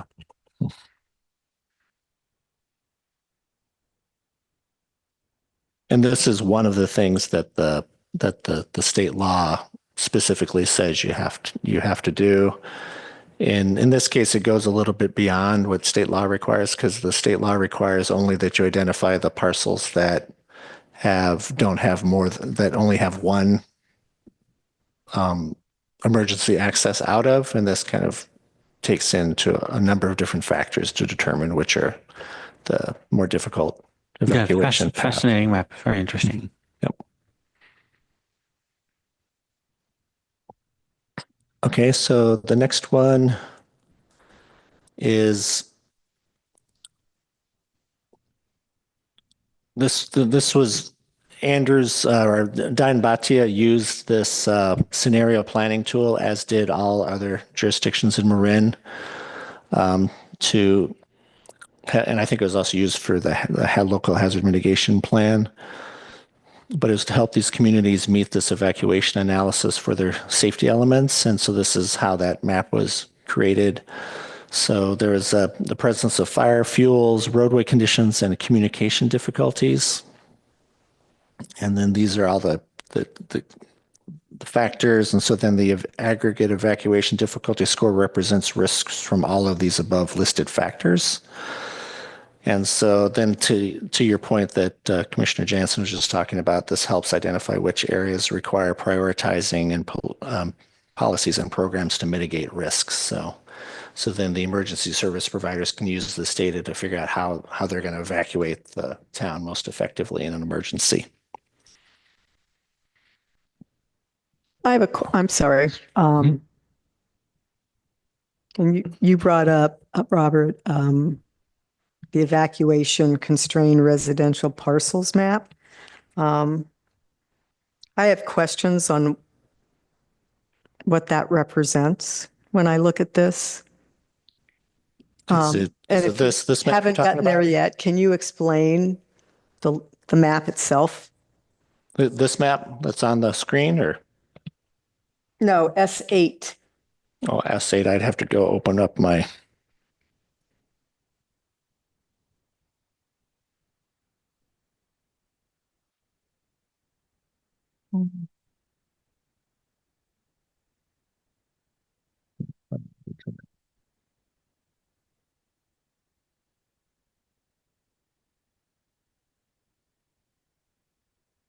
Sorry, I can just go ahead and ask those questions after tonight's meeting.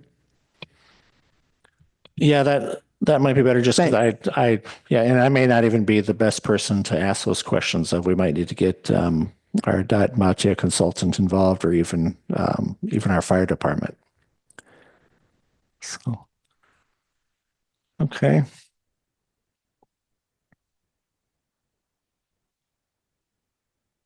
So this new goal 3 is intended to ensure effective emergency response. So we have some supporting policies and programs. So the 3 that are listed here, and there's more, but these are the 3 that we pulled out as being significant.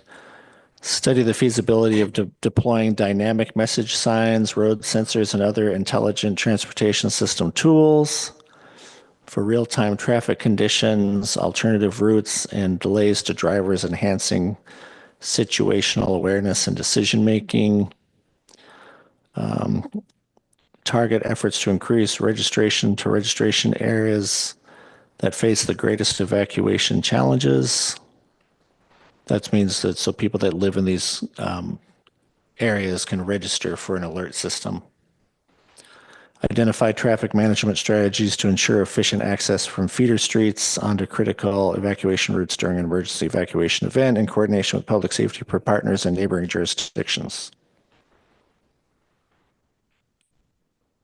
So all these are kind of designed to kind of alert people and have people evacuate as quickly as possible.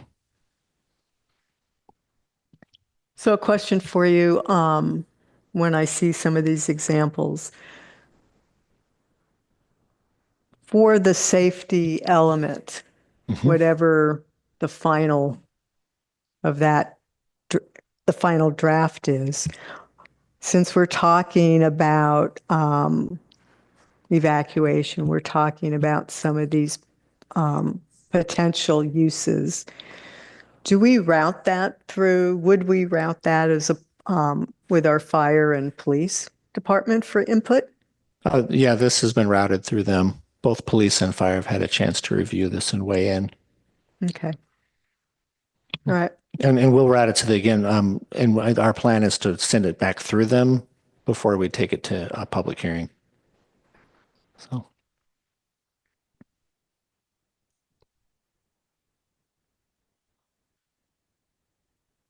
Okay, and then this slide is just, we reviewed the 2012 safety element and we identified a number of programs that we've already done.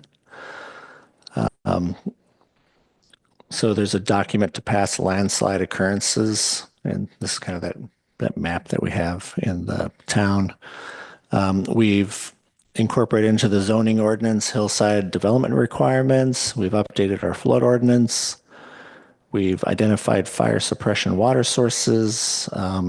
We now require automatic gas shut-off valves for multi-unit structures. We conduct or rather Ross Valley Fire conducts periodic fire safety inspections. And we developed a maintain a drain campaign. I don't think that last one. I don't think that's entirely accurate. We had to maintain a drain and we don't do it anymore. So anyway.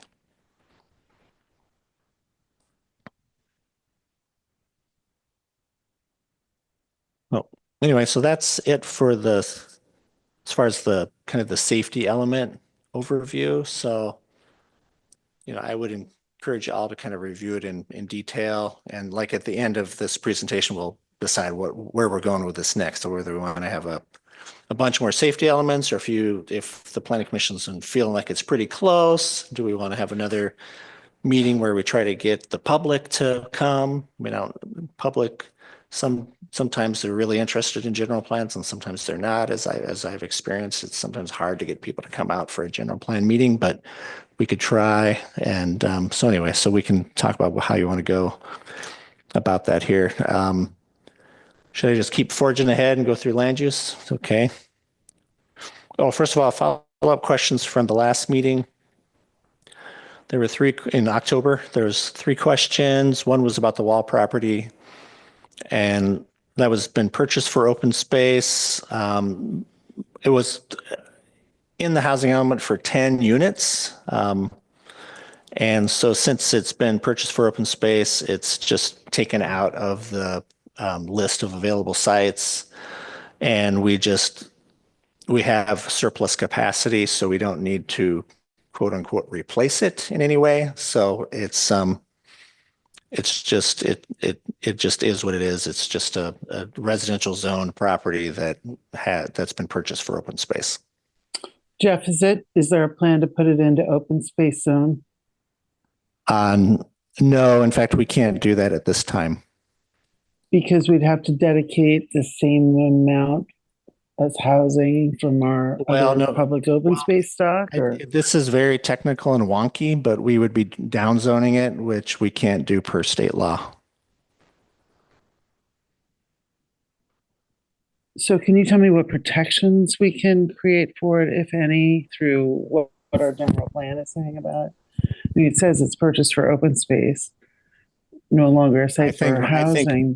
I think owning it as open space is the primary protection. I mean, if the town were to sell it, I suppose it could be used for residential again. Okay, thank you.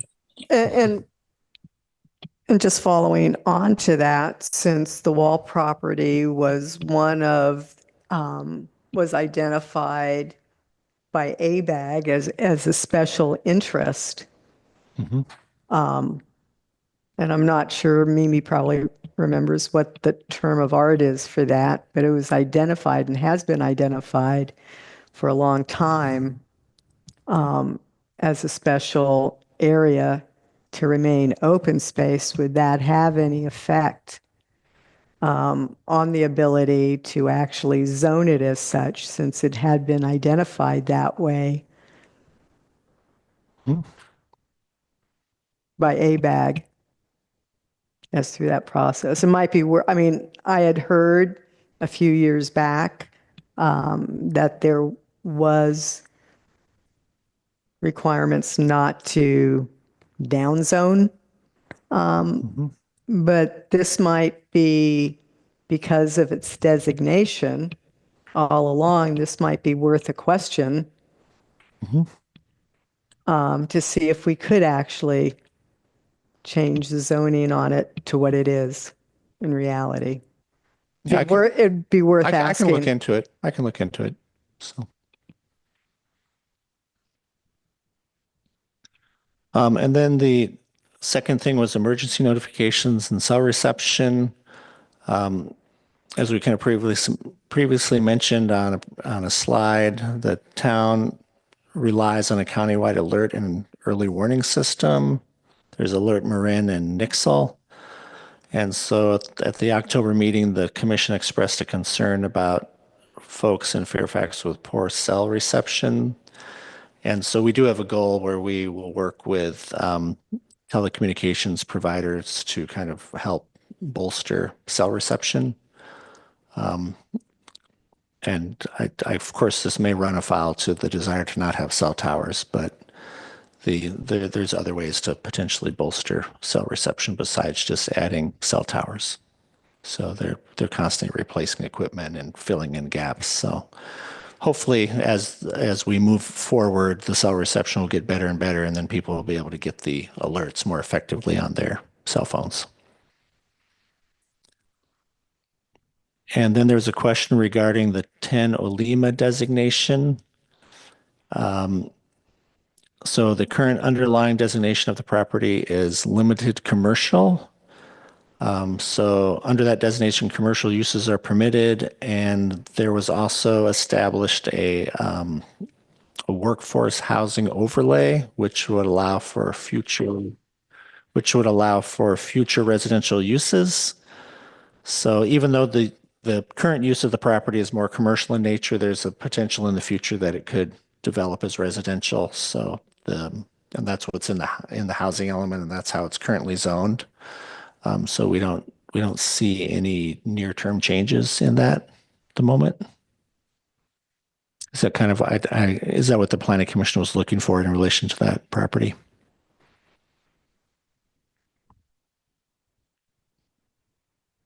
I have a question on that. Then Sure. if there's current no plan to do anything different than limited commercial, why is it differently designated? As far as versus the CL versus the WHO? Well, it remains CL, but you have a workforce housing overlay. Mhm. If there are no plans to do anything like that, why is that overlay then currently implemented? Oh, no, I think maybe you misunderstood. Currently, right now, it's zoned commercial, but if the workforce housing overlay is intended to allow that to develop as housing in the future. So it may not be the immediate future, but it could be 5, 10, 15 years from now. Okay. Yeah. The time frame of like a general plan is, 20, 30 years. So. And a housing element is 8 years, but general plan is longer. Can I go back to the emergency notification and cell reception item real fast? Sure. Just out of curiosity, are cell towers called out anywhere else in the general plan? Do we have any policies in regards to cell towers that you're aware of? I don't think we do. I don't know if we have any cell towers in town. We might have one on Sir Francis Drake, but I think mostly they're in surrounding communities. Got it. I think the reference to not wanting cell towers could be more towards not wanting 5G. And we have ordinances related to 5G in town. So, we had meetings on that with the public several years ago. But that doesn't mean that, we couldn't look at things, because if you look at the town, there's probably area completely around the circumference of town where you won't find cell coverage. So it's not only the end of Cascade, it's in other areas. And I think at one point in time, there was some talk with MMWD where they were talking about it, the possibility of having, a cell tower on MMWD land that could potentially be camouflaged and all similar to kind of what they're looking to do in Sleepy Hollow, right? So that might be something worth continuing to question or discuss, Yeah. Yeah. And I know telecommunications can be kind of controversial. So, but emergency notifications, you gotta have them. So, so anyway, so I think that this is probably a good approach. Just have a goal in there that that if we do identify gaps, we can work with the telecommunications providers. Maybe there's little things that they can do to kind of help provide those, fill in some of those gaps to provide a greater coverage without having to be real assertive about, no, we want to cover the entire town with cell towers, because that's not what we want to do. We just want to allow emergency notifications. So, We need to also be cognizant of the spotted owls in the vicinity of these cell towers, and Yep. keep that in mind. I would Yep. hate to see these cell towers put up in areas where there had been nests or there are likely nests. Yep. And this wouldn't change any of our zoning related to telecommunications. So, okay.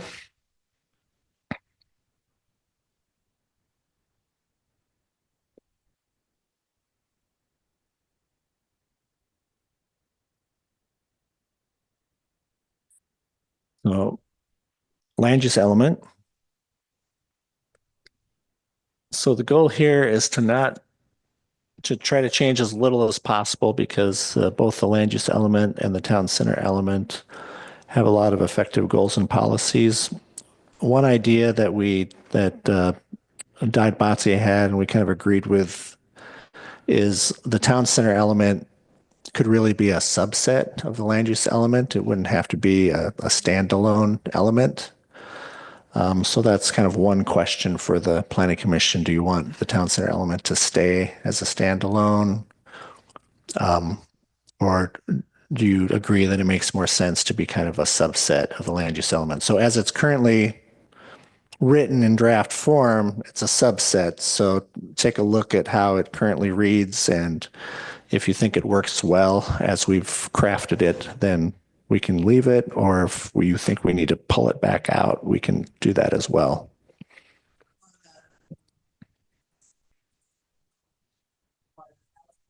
Sorry, the town center element is not a required housing element. A general plan element. Correct. So, everything I think could be open in relation to looking at that town center element, since it isn't a requirement. And one thing and the other reason to make the town center element a subset of the land use element is we have in the housing element a plan to do a town center plan. So there's actually a program to develop a town center plan. And then I think that is more what our current town center element is trying to achieve, is have a more detailed plan. How do you improve pedestrian connectivity? How do you improve vehicle flow? Should we do a parking analysis? That type of thing, to kind of, where do we put in the shopkeeper units? Do we want to do little infill residential developments or not? It's like, so if you can take like kind of a really detailed review in a town center plan, then that might be a more effective way to deal with the town center. So that's currently a program in the housing element. But within the housing element, it's not a requirement for a housing element either. It's just something we put in there, correct? Yeah, we put it as a program in the housing element, and the purpose, and why it's in the housing element is to figure out if there are any areas where we could encourage kind of those little infill kind of pocket residential, where you have like maybe a storefront with some residential above, or a little residential fourplex or something squeezed in between properties.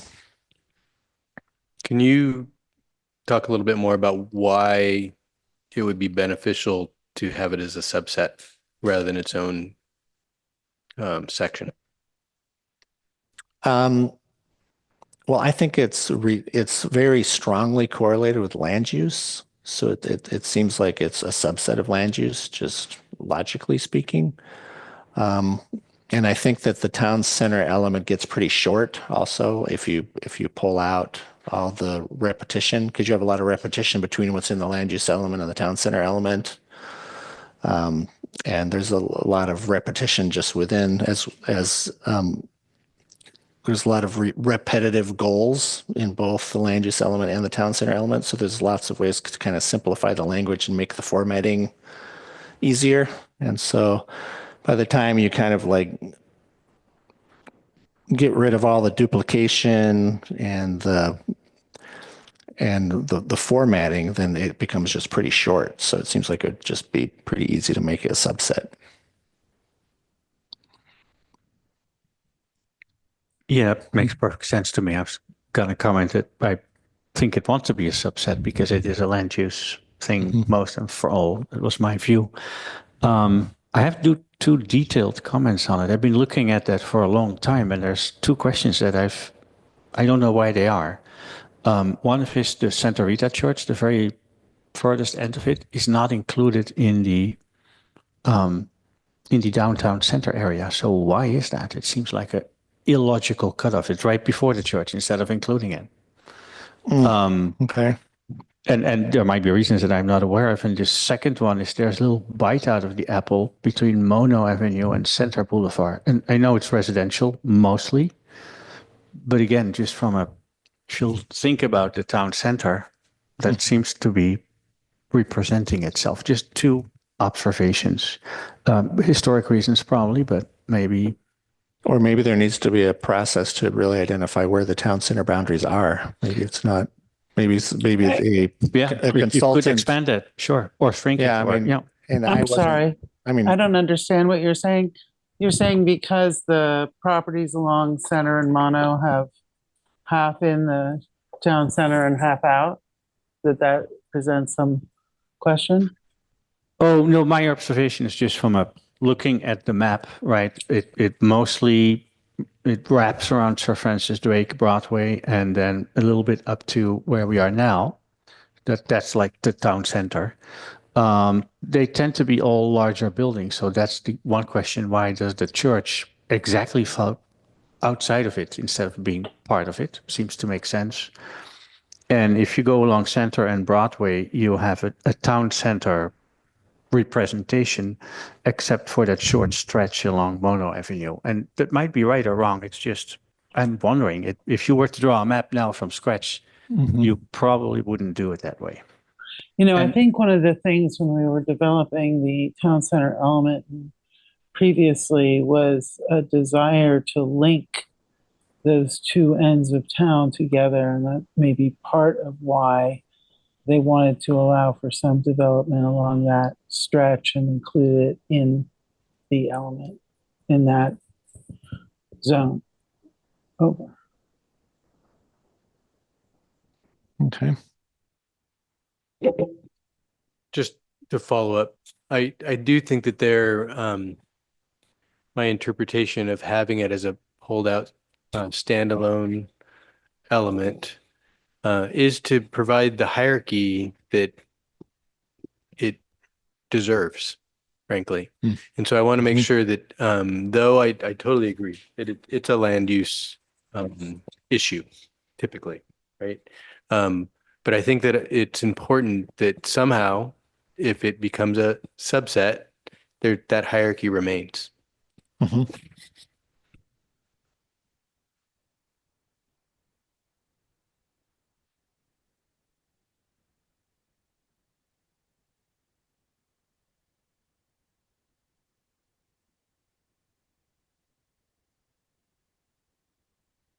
Okay.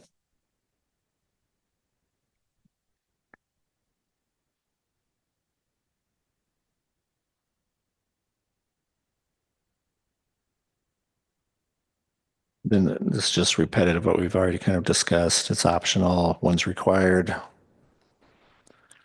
There's a couple cleanup items. The current land use element uses various terms without defining them, so we would just add definitions to them. Fairfax planning area, urban service boundaries, sphere of influence. It discusses annexation, which I don't think Fairfax anticipates any annexations. But anyway, we would update the map to reflect all these various boundaries. So is there anything missing there? A question on that.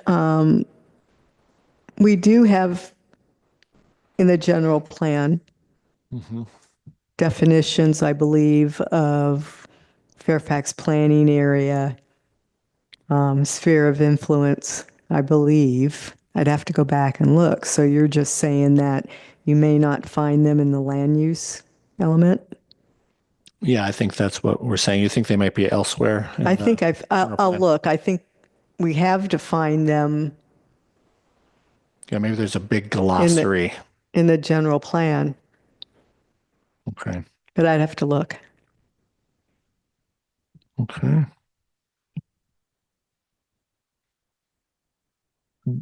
Okay, the other item that is, and this is where it really helps to connect to zoning, is if you have statements of standards of population density and building intensity in the various districts. So in the land use element, you'd have all of the kind of the land use designations that would correlate with the zoning designations, and they'd all have density standards, the ranges of densities and that type of thing. So anyway, we've added that into the draft that's in front of you.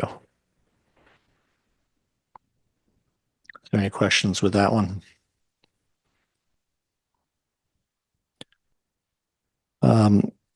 And this is an example of how kind of to consolidate some of the goals together, just to do a little bit of streamlining and cleanup.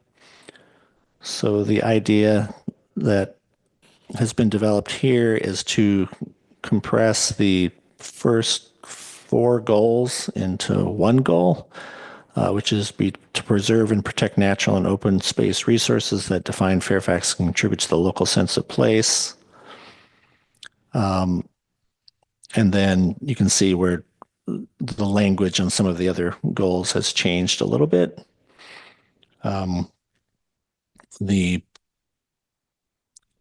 So anyway, these are basically recommendations for how to compress some of those goals. So is there any questions on that for now?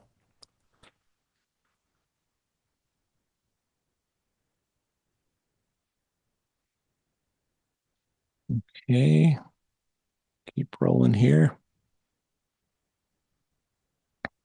And then this is, I mentioned earlier, where there's a lot of overlaps between the town center plan and the land use element. So the idea was the consultants kind of went through and tried to weed out all of the places where it overlapped and deleted and combined. So there's a lot of altered language in the various elements where they tried not to drop anything, but they just tried to clarify it and consolidate it and reformat it to make it easier to read.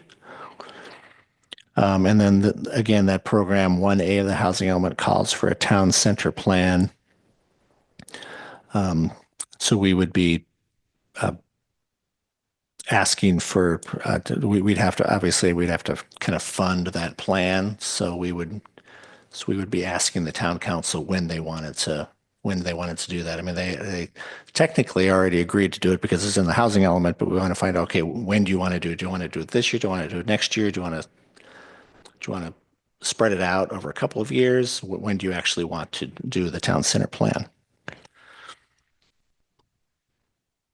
So a question on that. We've got a town center element. What are we looking for in a town center plan?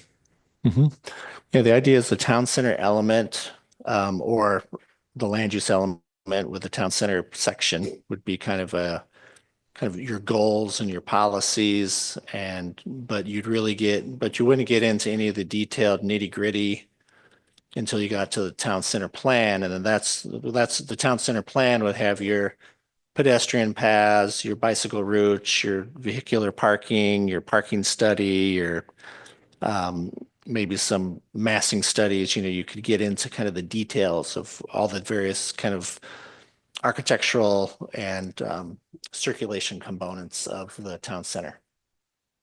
Is that actually defined somewhere? That list that you just rattled off there?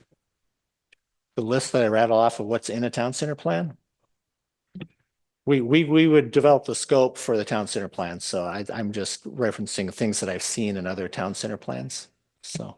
But I guess the question is, what does the housing element say specifically about creating a town center plan? Does it just say, we're going to do a town center plan, or does it say that town center plan is going to do a parking survey, it's going to do this? I mean, how specific does the It's not- housing element speak to a town center plan?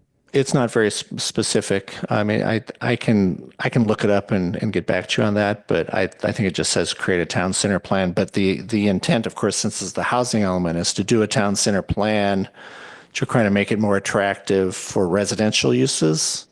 So the kind of the idea or the implication is that you're creating a town center that's more inviting to the 24-hour use. So you'd have more residential, which supports the retail, and you have more people wandering around during the day and night. So it's kind of the idea is to create that 24-hour town center that mostly geared towards creating more housing. I'd love to see where any of that is defined. I think that Yeah. Um, Yeah, I mean, I mean, I don't have it at my beck and call here, but we could look at the program as it's written, and it's not very specific. So, okay, that'd be great. yep.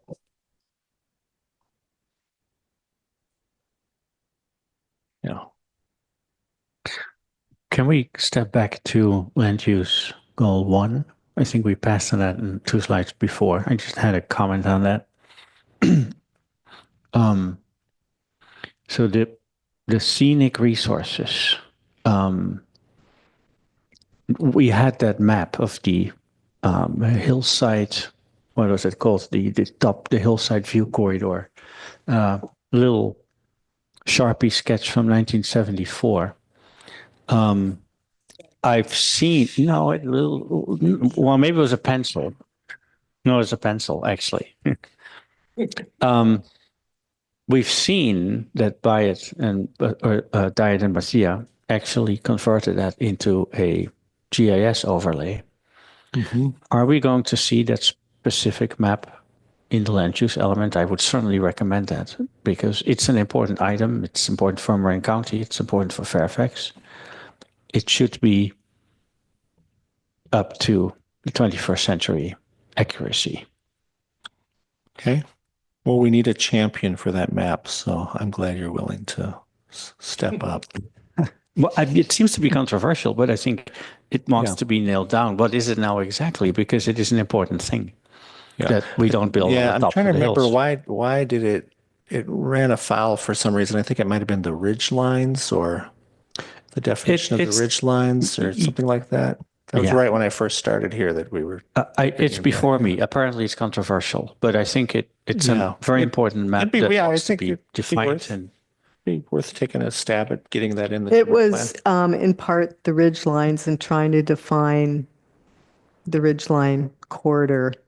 So we had several meetings on that, which we can pull up. I know Commissioner Newton was a part of that, as I was, so we can bring that up. But it was trying to define ridgeline corridors and all that goes along with that was very difficult to do at the time. okay, I volunteer. Let's redo it.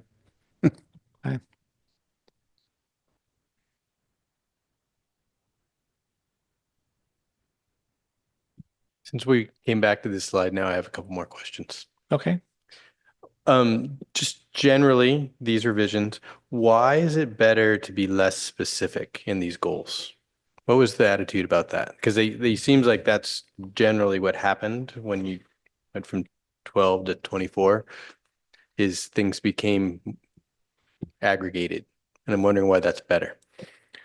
Well, because there's there's a hierarchy of goals, kind of policies and programs. So the goals you want to stay at kind of the general 20,000 foot level, and then the policies is where you'd kind of get into the nitty gritty details. And so what the consultants discovered as they were kind of systematically going through this is a lot of our goals were really policies. And some of the policies were actually programs. And so part of it was sifting out to make it more standard so that all the goals were at a similar level, if you will, in terms of language and detail, and that all the policies were at the same level and all the programs were at the same level. If that makes sense. It does, and that sounds right to me. What's interesting though is I would love to be able to track this through to make sure that some of these very detailed goals in 12 are carried through in policies. You know, just there's some very loaded terms that were used in 12 that I don't see here that I would think is really important that we carry through. And so, you know, when I see the former goal 3, where it uses the term habitat under natural resources, and it doesn't end up over on the other side. Does that word come through somewhere in our policies, you know, as an example? Because that's a pretty loaded term and powerful term, right? That I want to make sure carries through somehow. Okay. And then there's another one down here in goal 7. And it's interesting to me that it's just you took out one word from 7 to 4, and it's scale. And I think that's a really also very important, powerful word that it's interesting to me that it was chosen to be removed. And I want to make sure that somehow in our policies that comes back, because it is important to our town, right? That scale relative to the human is real important. And I think it's been used a lot sort of to set policy, right? So I want to make sure some of those details are carried through. Yeah, I'm not sure why scale was removed.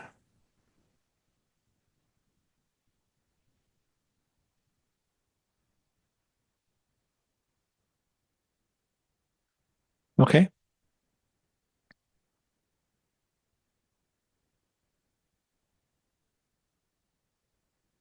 So anyway, that was, whoops, I didn't mean to do that. First of all, is there anything else we want to say at this point as far as comments? I have one. You could, Historic preservation. I don't think you touched on that. I have one comment, sort of broad comment in one of the revisions. It talks about that to provide direction for new implementation-oriented actions that present a framework for historic preservation in Fairfax. Can you allude to what that means? What kind of actions are proposed? I don't, I would have to think about that one. I'm not really sure. So Okay. So I can get back to you. okay. On Yeah, that. I'm interested in that. Yeah. Okay. Thank you. Mhm.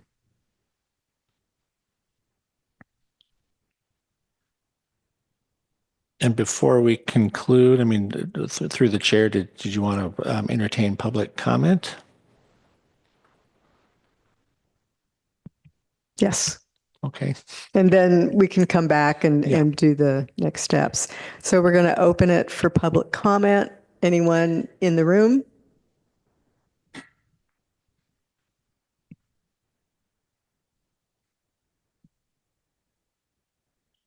Hi, good evening. Jim Cosgrove. Been a resident of Fairfax for about 20 years. For a couple different elements, but as first as safety is kind of the overall arching topic I wanted to talk about. But regarding the telecommunications, you can't necessarily rely on the wireless carriers that are going to be kind of upgrading their facilities, because the upgrading of the facilities is not going to change the propagation of their coverage for wireless carriers. So you're going to eventually come into a logjam here where you need to work with the wireless carriers a little bit more. You can get an anchor tenant in there where then they can bring in, you have a telco hotel or you have a large faux tree or something that can really get good propagation and coverage in the certain areas in Cascade, because there is no coverage there. So we talk about doing that. There's people that don't have any cell coverage, so you're not even going to get these systems. Because what's going to eventually happen is these wireless carriers have an ordinance called 7901 that allows them to go on public in the right of way and public utility poles. They're treated as a municipal district. It's a state law. You look it up, and they can jam it down your throats. I've seen it, and I've actually been involved with it with numerous cities and counties around California. And if they want to, they will spend the money. Look up Palo Alto. There was $110,000 in lawyers' fees to establish the precedent for these wireless carriers. So that's the one. And then on the second topic, a great idea with the Marin Municipal Water District. We talk about fire hazards. I saw the same thing regarding the draft in 2007. I don't understand what the draft Cal Fire is coming out. And I think we should really drill down and talk to Cal Fire and our fire department, find out what the variables are and what their map is going to be, because that Cal Fire determination, we can then use that as an argument for our housing development. We don't want, I mean, people want to be a NIMBY, but I think we need housing in this town. But at the same time, if it's not safe and we have limited ingress and egress, you can't, this town has to be evaluated. And then that goes back to a parking flow study that the town should do and take an evaluation in case of an emergency. And the last is, because I'm running out of time, is parking. We talk about a parking study. I said at one of the hearings, I circle like a shark sometimes to find parking just to get a cup of coffee downtown, and we don't have any. And have we done an evaluation? And then we load an additional housing element on top of that. So I think that's something to be considered. And the last thing is, can we use the ADUs to offset the housing element? A future projection of ADUs to offset the housing element to bring down that total number of 586 units. So it's just a couple thoughts coming on, and I think guys are asking great questions on this consultant put together discussion. Thank you. Thank you. Hi, Todd Greenberg, downtown Fairfax. I'll address the Town of Fairfax Planning Commission study session that is 27 pages long first. I'm going to flip through it to page 5. I believe this is page 5. Let me go here. I've gone too far. Page 5. Yeah, goal S3 is minimize risk due to fire hazards. Page 11. Require update policy framework to integrate best practices recommended by CAL FIRE. Examples include require proactive weed abatement and brush thinning and removal services on new and existing development in areas of elevated wildfire risk in order to curb potential fire hazards. S1.16. Coordinate with Marin Water District to ensure planning for adequate and sustainable water supply to meet fire suppression needs within Fairfax over the long term. I've spoken at Ross Valley Fire Department's board meeting. I've spoken numerous times at the town council meetings. I've tried to engage former Mayor Kohler at Ember Stomp, but she didn't want to discuss it. The policy that the town has adopted banning gas-powered garden equipment is contrary to these goals and is putting Fairfax at risk. We are at risk because of this, because there is not adequate vegetation management.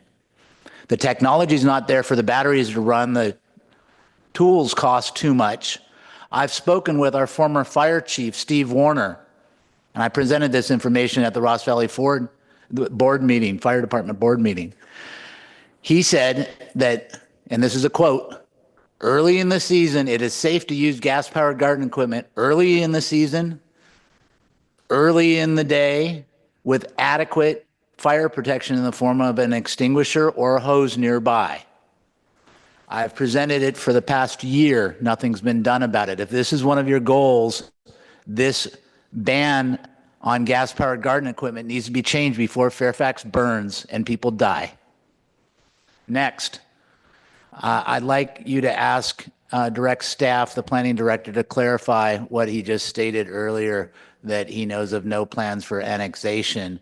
At an earlier town council meeting, Councilwoman Hellman, Stephanie Hellman, indicated her desire to annex certain areas if it were possible. I'd like that statement reconciled.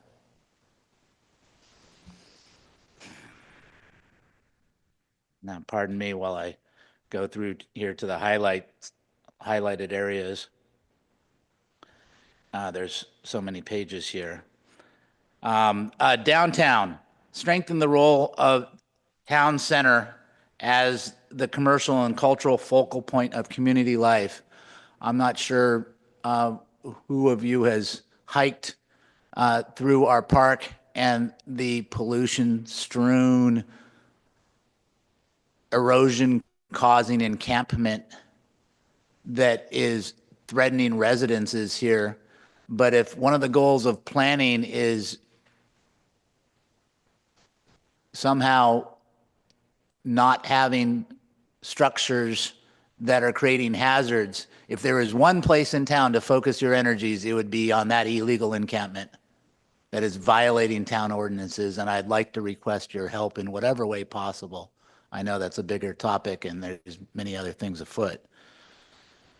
I don't know if I have any time left. I'd like to thank Commissioner Newton and Commissioner Swift for bringing up the zoning of the Wall property.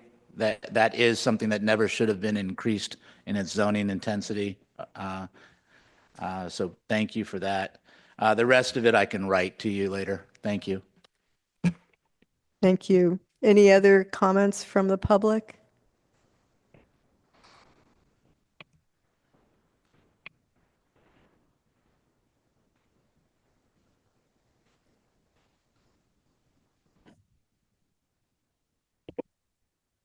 Good evening, Commissioners. Rick Hamer, Fairfax. I'm going to focus on one, using a letter I wrote back in 2022 about the California Fire Code, which in December, we usually adopt what codes, model codes from the state that we're going to adopt for our buildings and our fire and so on. And this particular suggestion was on the model code for fire apparatus access routes, which are very closely related to map S8 and also to the one-way ingress and egress that is plaguing our town, especially with the possibility that any parcel can have multiple ADUs on it. ADUs are dwelling units, right from their very name. And the fire code actually uses the term dwelling units shall not be increased unless the fire apparatus can access it. So this was brought up in our previous general plan and safety element about, I think they actually said that that there are problems and extended travel times on the older hillside sections of the jurisdiction. I'm sure that you've heard this before. So using the 2022 model code, which is Appendix D, D107-1, 1 and 2 family dwelling unit residential units, develops of 1 or 2 family dwellings where the number of dwelling units exceed 30. That number has decreased over the years. It's at 30 now. Shall be provided with 2 separate and approved fire apparatus access roads. And the tailoring that for Fairfax would be, this section shall apply to the entire route between the fire department, fire station, and a dwelling. So not just the very end of a subdivision. And this code is written as though it's going to be a new subdivision, but we don't have new subdivisions here. We're infilling. So we have to tailor it for infill. And you know, one of the things that it also says in exceptions here will be that where there where there are more than 30 dwelling units on a single public or private fire apparatus access road, all new and existing dwelling units are equipped throughout with an approved automatic sprinkler system. I don't know how anyone who's going to put up an ADU on the end of Willow Street or whatever street you want to choose is going to retrofit every house between Sir Francis Drake with an automatic dwelling unit. They simply can't be built. Any one of those red zones that are listed in that map S8, they're filled. They are filled up. In order to build something, you have to take one of those down and replace it. So only replacements can be really furnished there. I'm sorry to say this is not popular. I know this, but it's not going to be very popular if people can't evacuate, and that's a very hot topic right now among our residents. Thank you very much. Thank you. And speaking to Mr. Cosgrove's question on ADUs, can you just address that ADUs do count? How do they count for our arena numbers? Yeah, they are in the housing element. Our housing element says we'll provide 20 a year, which we're not currently doing, but that's what we have targeted in the housing element. Okay, thank you. Any comments from the public on Zoom? Sorry, there are no hands online. Thank you. So I'm going to close public comment and bring it back for discussion on, and you had a slide up there for like the way forward, what we wanted to do. Yeah. Thank you. I don't know why I turned that off. So the question is, how do we want to handle, because there's two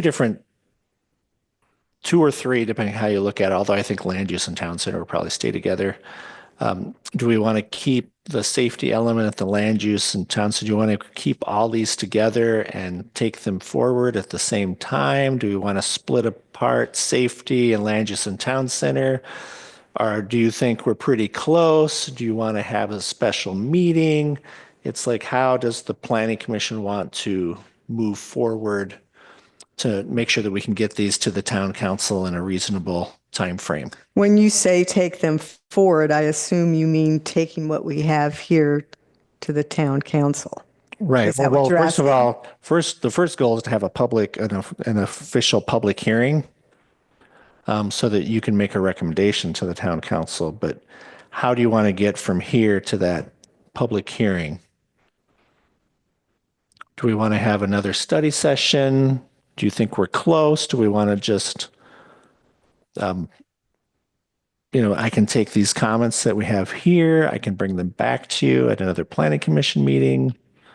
I guess I'm open to suggestions. I'm just looking for a way to kind of efficiently make sure that we are getting public input, but then also that we're actually moving this forward so that we can get this kind of finalized within a reasonable time frame. Okay, I'm going to go last, but I will ask my fellow commissioners for comments. Okay. I think we're pretty close. I've been reading through it. And with today's comments, I think some of them are important. Interestingly, our last speaker, Mr. Hammer, I mean, that's something that could go in that, my suggestion, S5, which, well, all this goes to policy. So this would be one of the things that you could consider to roll in there, to apply the California Fire Code requirement, and others, of course. So some of those comments that we've seen or heard today, they are somewhat substantial. Do we see them? But they're not that many. So that's why I'm saying I think we're close. Yeah, with that, let's see what my fellow commissioners think. I agree. I think it's close. I think that trouble for me is there's so much content.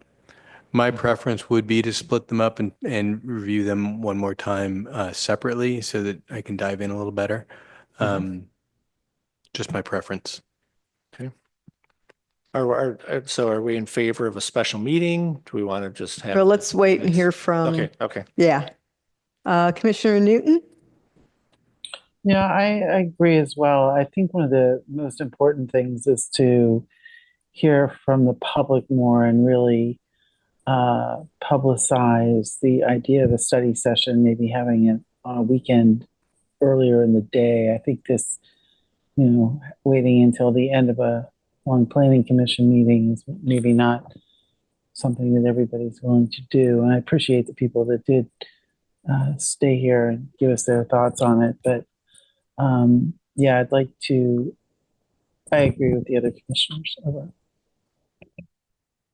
Yeah, I agree as well. And I think that points to the need to split them up, not just for our own benefit, but also for the special meetings where we invite the public, right? Because no one wants to sit through a 3-hour meeting if they have one comment on the safety element, but the land use element is first, right? So I understand the need to sort of move forward, but I think it's important to provide folks with the opportunity to comment in a sort of reasonable way. Okay, so I agree. I think splitting them makes sense. The safety element and land use are different. I don't think we're close yet. We're going to see those fire maps hopefully on Monday, which could change a lot of things. I would like to have, personally for me, another working session before we get, that would take us to something that we could then take to the public. But I do think that splitting them, safety elements separate. And if you want to maybe consider, because potentially you're looking at combining the town center plan under land use or whatever, those two by themselves seem to make sense to go together and work through them. And that process would determine whether they stay separate or they're combined, but they're definitely different than the safety element. So I would break them apart, but I don't think we're close to putting something before the public yet. I would like to have another working session. It's my view. Because I'm not comfortable yet with what we have. And again, with CAL FIRE, that can change a lot of what we look at, to even include, requirements from state law if we do come up with a very high fire severity zone anywhere in Fairfax. Maybe a suggestion to the chair, if I may. So maybe for the commission, we should do an additional working session, but we look at all of it, because it sounds to me, because we have only a limited number of comments from ourselves. But then listening to all the other commissioners, once we bring it to the public, you separate them into the safety element and the land use element. So that way we do one more working sessions, but you break it up for the final. Does that make sense? And then the question is, do we want to have do we want to do this in the next meeting, which is in March, third week of March, or do we want to have a special, because we might have other items on that. Well, we already have ADUs on there, so. So you're asking. Do we want to have a special? Yeah, we're going to have that as well. So you're asking if we want to have a special meeting that is a working. Okay.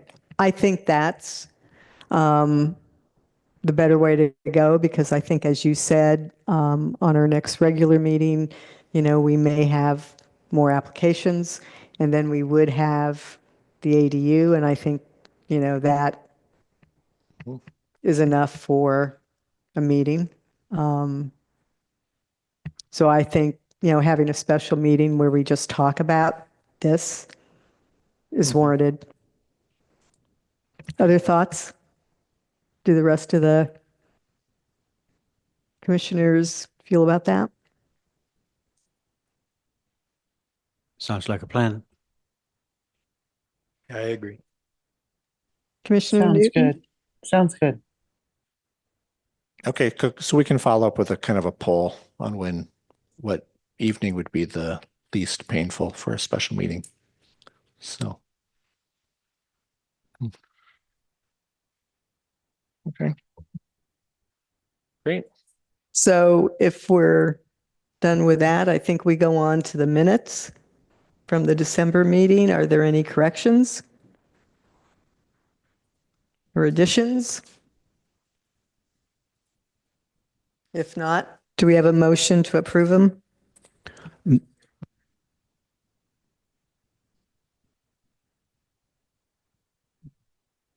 So are we going to open the public comments on the minutes then?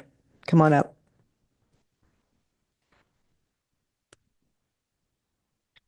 My name's Todd Greenberg. I'd like to thank Tony DeFrancis for her decades of quality meeting minutes taking for many jurisdictions in Marin, in particular for Fairfax. Thank you, Tony. Thank you for that. And that reminds me that at the last meeting we had where Tony was doing the minutes, I didn't mention that. I forgot to mention that, thanking her publicly. So thank you for reminding me of that. You are right. Any other public comments on the minutes? If not, any on Zoom? There are no hands on Zoom, Chair. Thanks. So bringing it back, do we have a motion on the minutes? I'll move to approve the minutes. Second? I'll second. Oh,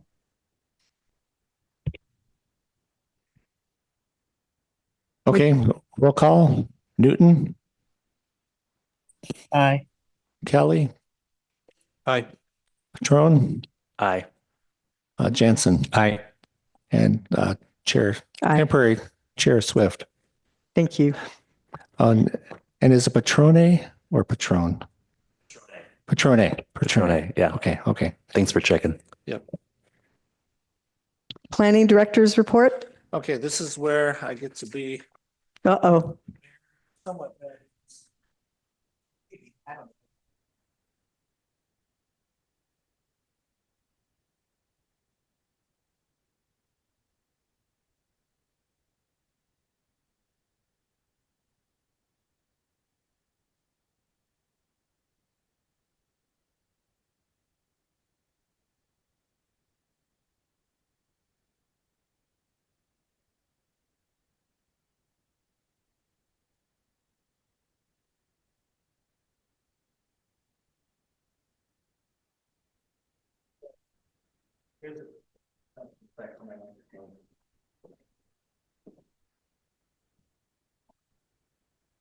So there are several things which are conspiring related to minutes.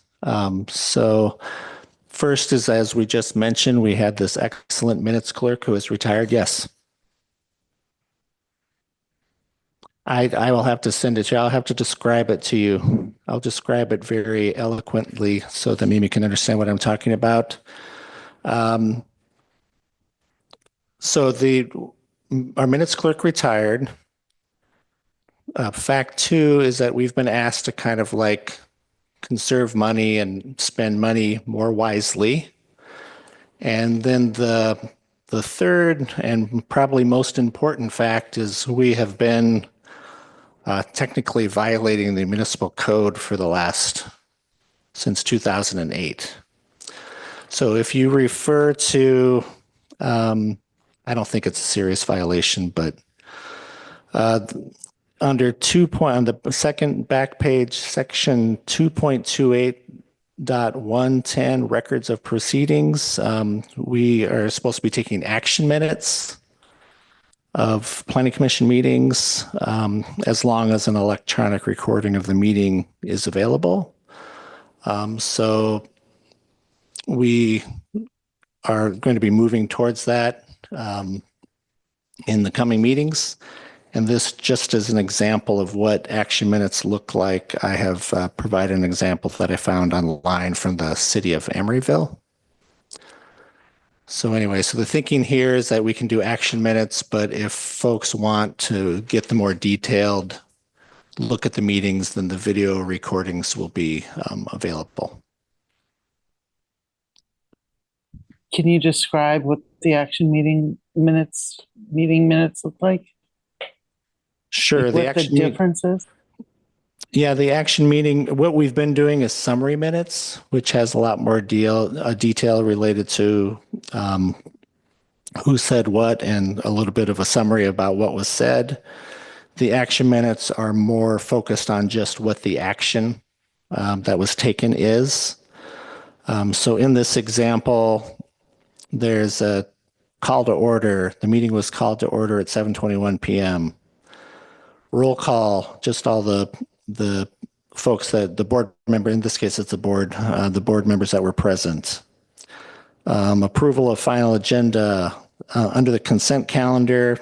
It just states a motion was made by the chair and seconded by a board member to approve the consent agenda. The motion carried by the following vote, and then it just has a counting of the vote. And then under agenda items,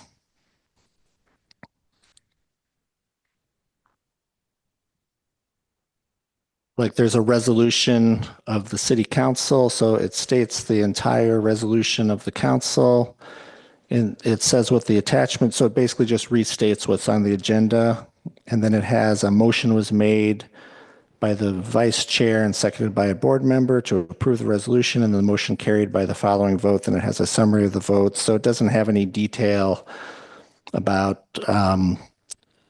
public comments or anything like that. So this, and I have to admit, I did pick the most simplified version of action minutes. I mean, I think we could probably stretch this a little bit, but we are trying to do this, not using action. We're going to try to do this internally with Kara and Linda and myself to not have to go out, save a little bit of money, and do these more simplified minutes. So I'll speak to this one, reading this, because if I look at, and you said this was like the shortest simplified Yeah. version, right? But if I look at this, action items on page 2, items 7.1, 7.2, and 7.3 were taken together and presentation was waived on all items. One speaker. I think, and I've said this before, that I think if you call what we have been doing recently as summary minutes, I think that's appropriate for a planning commission for our meetings, that our minutes show, and they can be brief. You know, in the past, we had like almost verbatim every speaker, right? But I think they need to show comments, let's say, from the public on an item that Yeah, but gets to the concerns. Not to get into an argument, that is not an action minute then. That is a summary minute. Agree. And I think that this isn't sufficient for a planning commission. You know, I think. We have a video. But we don't always have a video. So, you know, I will still speak to having some type of a summary minutes. We've had them, you know, they're shorter what we've been getting, but we do need to address, I think, concerns or comments on something that we're putting forth, whether it's, let's say, we talk about the ADU and the concerns and comments people may have had on that. So that's, you know, my feeling. That's always been No, and I totally, my feeling. I totally understand your feeling. I'm just going by what's in the Well, and perhaps the council code of the law. understand So- and which we haven't followed No, I know we haven't followed, for years, right? but I'm- And maybe but I'm that's now being something. asked to follow it, so. So anyway, but this can be changed by the council. So if there's a very strong desire to not have action minutes by commissioners, that we can request that the council consider amending the municipal code. That would be the proper mechanism to do it, to not require us to do action minutes in the code. So let me go to the council, to the fellow commissioners for questions. Well, on this actually Well- isn't an agenda item, so Yeah. if we wanted to agendize it at the next meeting, we could. I mean, I'm just basically providing information that this is what's in the code. If we wanted to have a more detailed dialogue and you wanted to make a recommendation to the council at an upcoming meeting, we could put it on the agenda for a discussion. I would like to do that. I don't know about the rest of the commission, but I think it warrants a discussion. I have a question. If a member of the public wants to see the information of a meeting that was held 2.5 years ago, and they see the action minutes, can they still get access to the referenced documents? And I Yes. presume they have reference to the video or access on Yeah, the website. we keep them for an extended period of time, not forever. Of course, Yeah. 10 years or whatever the cutoff date The, is. the but- agendas are kept forever, so. Yeah, but so these documents, the staff report, the draft resolution, the exhibit, all that remains through the website, accessible to the public For a certain period of for time. a certain period of time. Yeah. Right. If I may, through the chair, I just wanted to remind the commission that we also are keeping a transcript now of the meeting minutes. We did start doing that this year, last year, and those are also an item in conjunction with the video. That's an additional record. And those are accessible by the public. They could be. I don't believe the transcripts are available right now, but I believe if they come in, and ask, they can be. I think Linda's already done that And once it's like for a somebody. YouTube. There's a transcript. YouTube video, but I actually save a written transcript file from every meeting on Linda's computer. We decided to do that last year as a backup That's basically for the meeting minutes. closed caption. The closed Capture. captioning, yeah. Yeah, It's yes, thank you for that correction. That makes some interesting misinterpretations. Other comments from commissioners?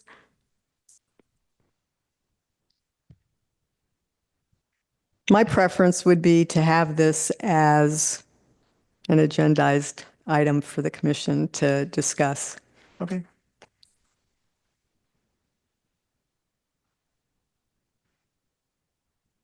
Was that it?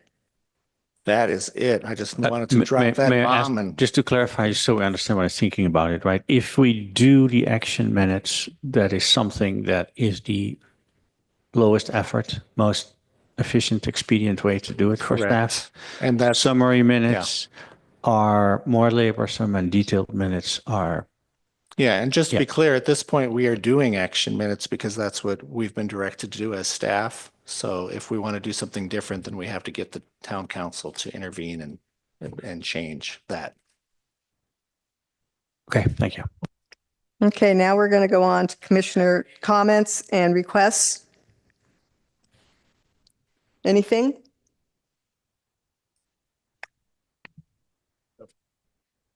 No, it'll be an agendized item, so you could speak to it then when it comes up. No commissioner comments and requests? All right.